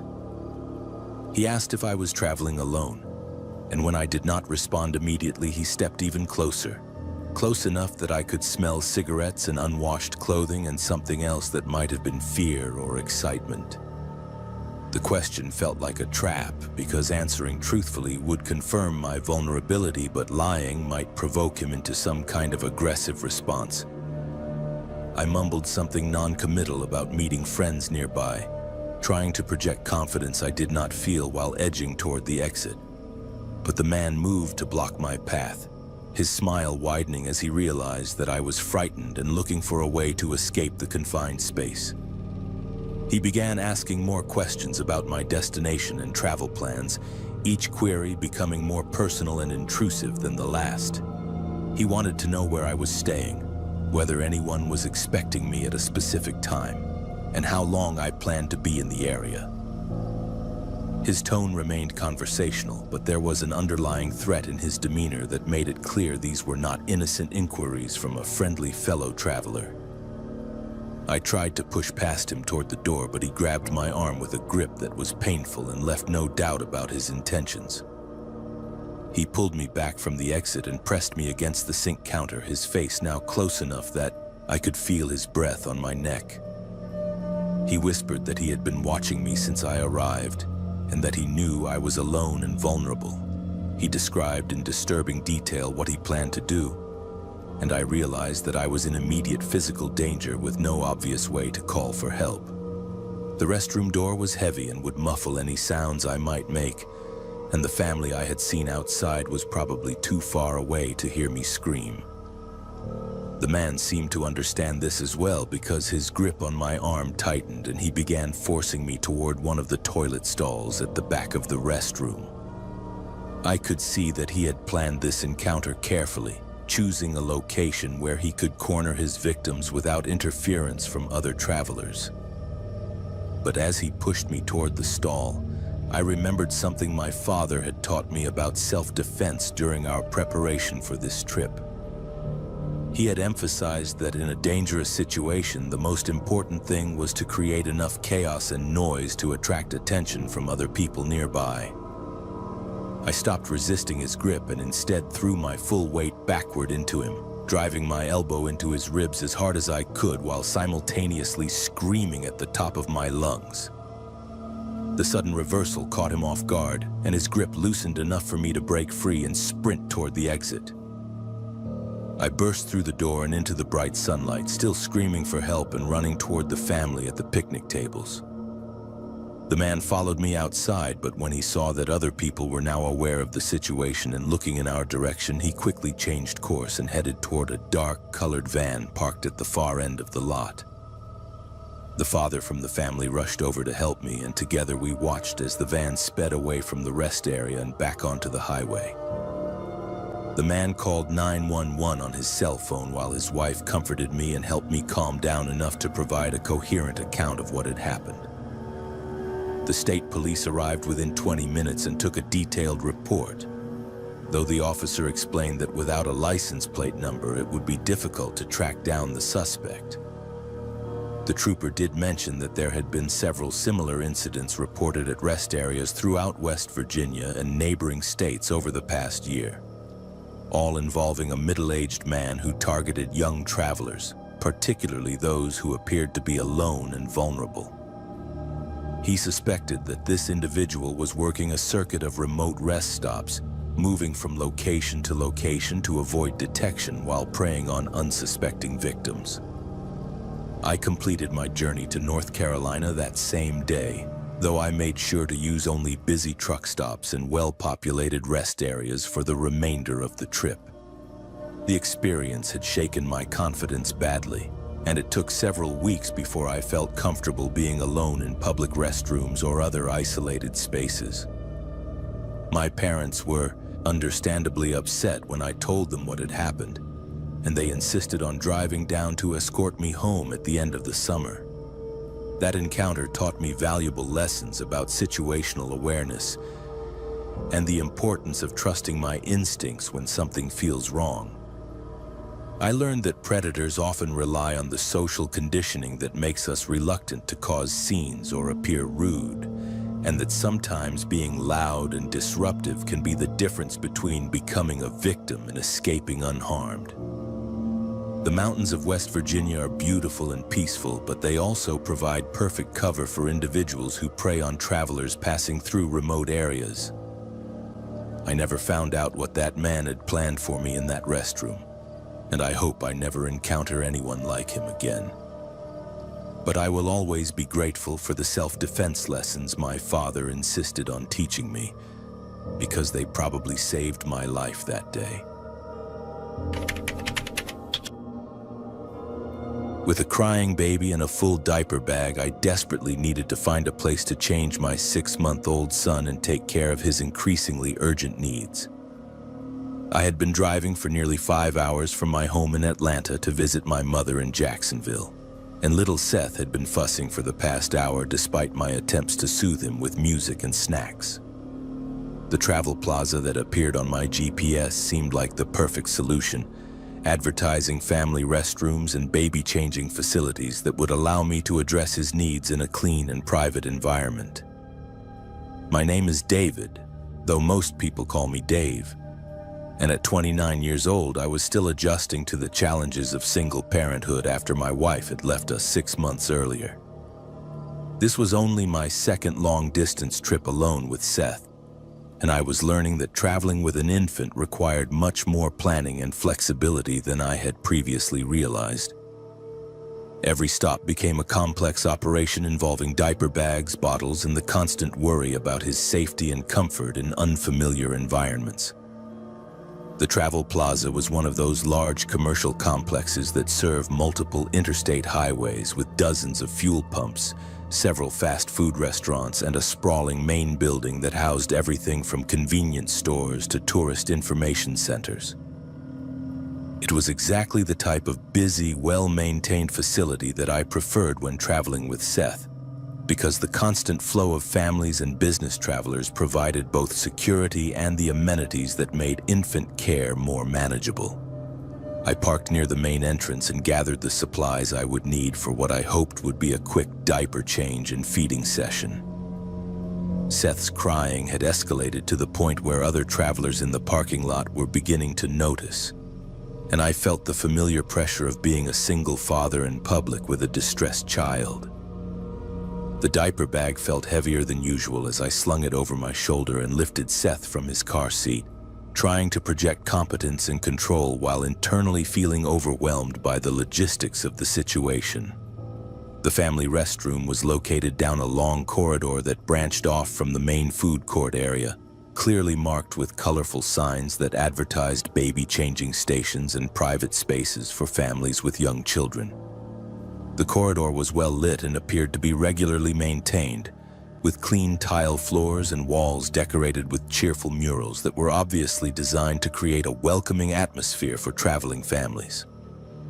Several other families were moving through the area, which added to my sense that this was a safe and appropriate place to tend to Seth's needs.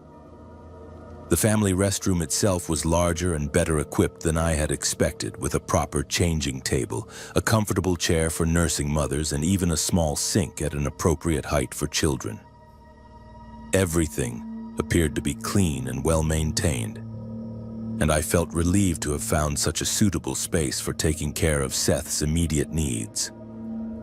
I locked the door behind us and began the familiar routine of laying out a changing pad and gathering the supplies I would need.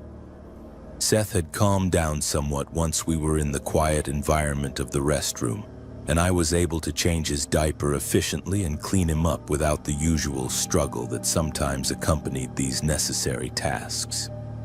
But just as I was finishing with the diaper change and preparing to give him a bottle, I heard footsteps in the corridor outside, followed by what sounded like someone testing the door handle to see if the room was occupied. At first, I assumed it was simply another family waiting to use the facility, and I called out that I would be finished in just a few more minutes. But instead of moving on to find another restroom or waiting patiently in the corridor, the person outside began knocking on the door with increasing persistence and urgency. The knocking quickly escalated to pounding, and I could hear a male voice demanding that I open the door immediately. The voice was aggressive and threatening in a way that made it clear this was not a normal request from another traveler, and I felt my heart rate increase as I realized that Seth and I might be in danger. The man outside was shouting that he knew I was in there with a baby, and that he had been watching me since I arrived at the Travel Plaza. He described details about my car and my appearance that proved he had indeed been observing me, and his knowledge of these specifics made the situation feel much more threatening than a random encounter. I gathered Seth close to my chest and moved to the far corner of the restroom, as far from the door as possible, while trying to think of some way to call for help or escape the situation. My cell phone was in my back pocket, but I was afraid that taking the time to dial 911 might provoke the man outside into more aggressive action. The family restroom had seemed like such a secure space when I had entered, but now it felt like a trap that had left us vulnerable and isolated from the safety of the crowded main building. The pounding on the door continued for what felt like several minutes, accompanied by increasingly disturbing statements about what the man intended to do once he gained access to the room. He seemed to understand that I was trapped and had no immediate way to escape, and his confidence was growing with each passing moment. Seth had begun crying again in response to the noise and my obvious distress, which only seemed to encourage the man outside to become more aggressive in his demands. But then, suddenly, the pounding stopped, and I could hear the sound of multiple voices in the corridor outside. Someone else had apparently heard the commotion and come to investigate, and the aggressive man was now trying to explain his behavior to what sounded like a security guard or law enforcement officer. I could not make out all the words being spoken, but the tone had changed dramatically from threatening to defensive, and the man seemed to be trying to minimize the situation.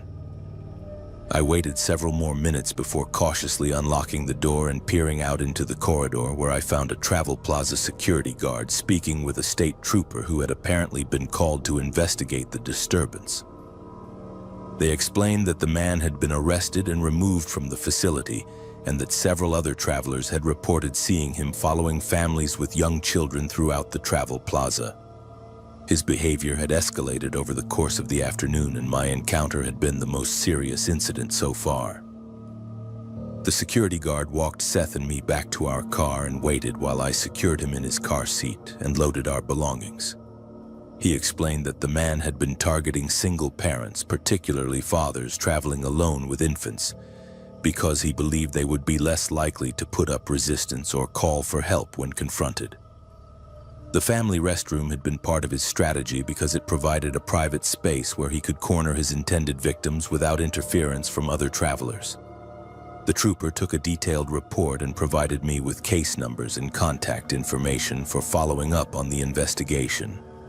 He mentioned that similar incidents had been reported at travel plazas throughout Georgia and Florida over the past month, and that they suspected this individual was part of a larger pattern of predatory behavior targeting vulnerable families during highway travel. The arrest might help them connect him to other unsolved cases in the region. I completed my journey to Jacksonville that day, but the experience had fundamentally changed my approach to traveling with Seth and my awareness of the potential dangers that could lurk in seemingly safe family facilities. What had started as a routine stop to address my infant son's needs had turned into a terrifying encounter that could have had much worse consequences if other travelers had not intervened when they did. Since that day, I have never used a family restroom without first ensuring that other people are aware of my presence and approximate timeline for completing my business. I also invested in a personal safety device that could summon help quickly if needed, and I developed relationships with other single parents who could provide mutual support and awareness during travel situations. The Travel Plaza industry markets these family facilities as safe havens for parents and children, but my experience taught me that predators understand this marketing as well and use it to identify and target vulnerable victims. I thought leaving at 5 a.m. would mean empty highways and a peaceful drive from my apartment in Chicago to the medical residency program in Houston, where I was scheduled to begin orientation on Monday morning. Kay was what everyone called me, though my full name is Catherine. And at 25 years old, I had just completed medical school and was embarking on what I hoped would be a prestigious surgical residency at one of the top teaching hospitals in Texas. The drive was supposed to take about 14 hours, and I had planned to make it in a single day with minimal stops to ensure I arrived well-rested for the demanding schedule that awaited me. My Honda Civic was packed with everything I owned, from medical textbooks and surgical instruments to personal belongings, and enough clothes to last through my first few months of residency. The early departure time was part of my strategy to avoid the heavy traffic that typically plagued Interstate 45 through Dallas. And I had calculated that starting before dawn would allow me to reach Houston by early evening with plenty of time to settle into my new apartment and prepare for the following day. The first few hours of the drive went exactly as planned, with virtually no traffic on the highway and perfect weather conditions that made for easy driving. I stopped once for fuel and coffee at a large truck stop near the Arkansas border. But the transaction was quick, and I was back on the road within 15 minutes. By the time the sun was fully up, I had made excellent progress and was ahead of my planned schedule. which allowed me to relax and enjoy the scenic countryside of eastern Texas. But somewhere around 11 a.m., as I approached the outskirts of Dallas, I began to notice a pattern in the vehicles around me that made me increasingly uncomfortable. 3 different cars seemed to be maintaining the same relative positions to my Honda, regardless of changes in traffic patterns or my own adjustments to speed and lane position. At first, I dismissed this as coincidence, but as the pattern continued for more than 30 miles, I began to suspect that I was being deliberately followed by multiple vehicles working in coordination. The cars were unremarkable: a white sedan, a dark SUV, and a pickup truck that looked like thousands of others on Texas highways. But their behavior was distinctly abnormal because they maintained formation around my vehicle in a way that suggested they were communicating with each other and following some kind of predetermined plan. When I changed lanes, at least one of them would mirror my movement within a few seconds. When I adjusted my speed, they would make corresponding adjustments to maintain their relative positions. I decided to test my suspicions by taking an exit for what appeared to be a large rest area, thinking that if these vehicles were simply coincidentally traveling in the same direction, they would continue on the highway rather than following me off the main route. But to my growing alarm, all 3 vehicles followed me down the exit ramp and into the rest area parking lot, where they positioned themselves in different sections of the facility in a way that provided them with clear sight lines to my Honda from multiple angles.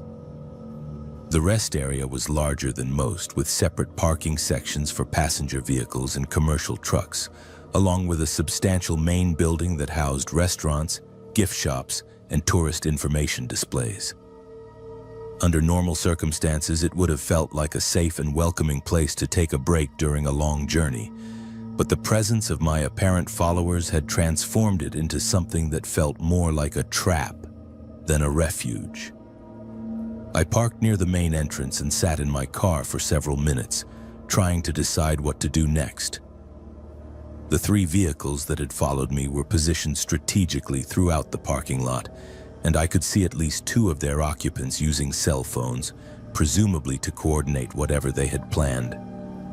It was clear that this was not a random encounter, but rather a carefully orchestrated operation that involved multiple participants and advanced planning. One of the vehicles, the white sedan, was parked near the exit in a position that would allow its occupants to follow me if I attempted to leave the rest area. The dark SUV had positioned itself near the fuel pumps where its driver could observe both the main building entrance and my parking spot. The pickup truck was parked in the commercial vehicle section, but close enough to the passenger car area that its occupant could quickly reach my location on foot if necessary. As I watched, a man got out of the pickup truck and began walking casually toward the main building, but his path took him directly past my Honda in a way that allowed him to examine my vehicle and its contents. He was tall and wore sunglasses despite the overcast sky, and something about his demeanor suggested that this was reconnaissance rather than a coincidence.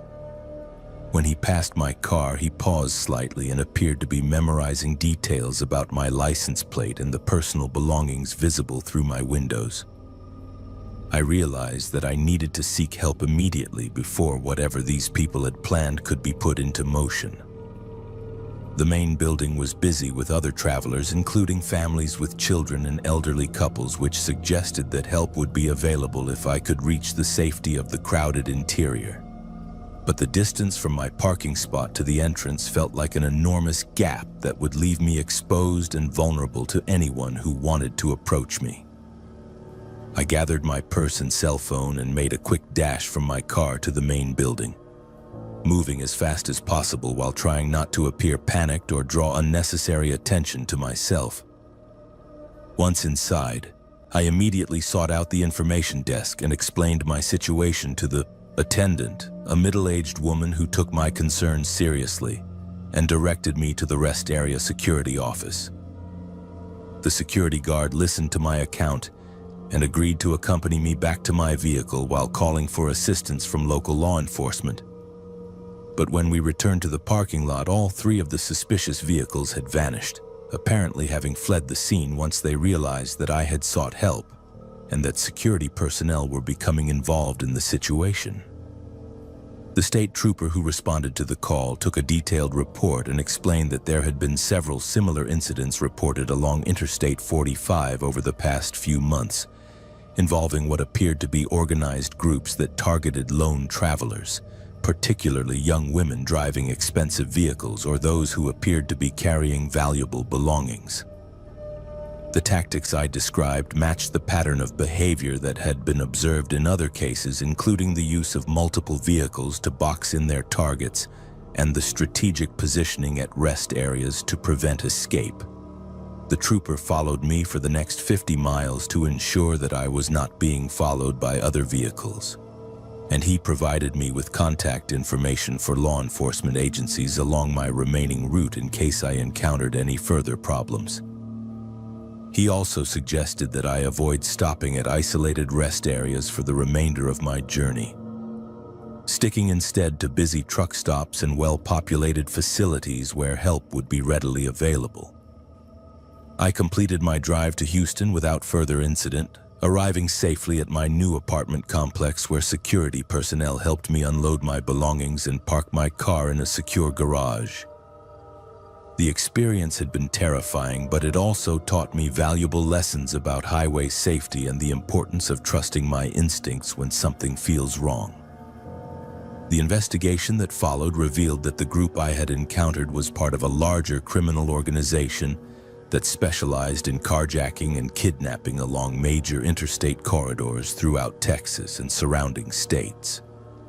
They had developed sophisticated methods for identifying and targeting vulnerable travelers, using multiple vehicles and communication equipment to coordinate their attacks and avoid detection by law enforcement. Several arrests were made in connection with this organization over the following months, and investigators found evidence linking them to dozens of similar incidents involving lone travelers who had been followed, threatened, or attacked at rest areas throughout the region. My report had provided crucial information that helped law enforcement understand their operational methods and develop strategies for preventing future incidents. That dawn departure had seemed like such a logical way to avoid traffic and arrive safely at my destination. But it had actually made me more vulnerable to predators who understood that early morning travelers were often alone and carrying their most valuable possessions. The empty highways I had hoped would provide peaceful driving conditions had also provided perfect hunting grounds for criminals who relied on isolation and surprise to overwhelm their victims.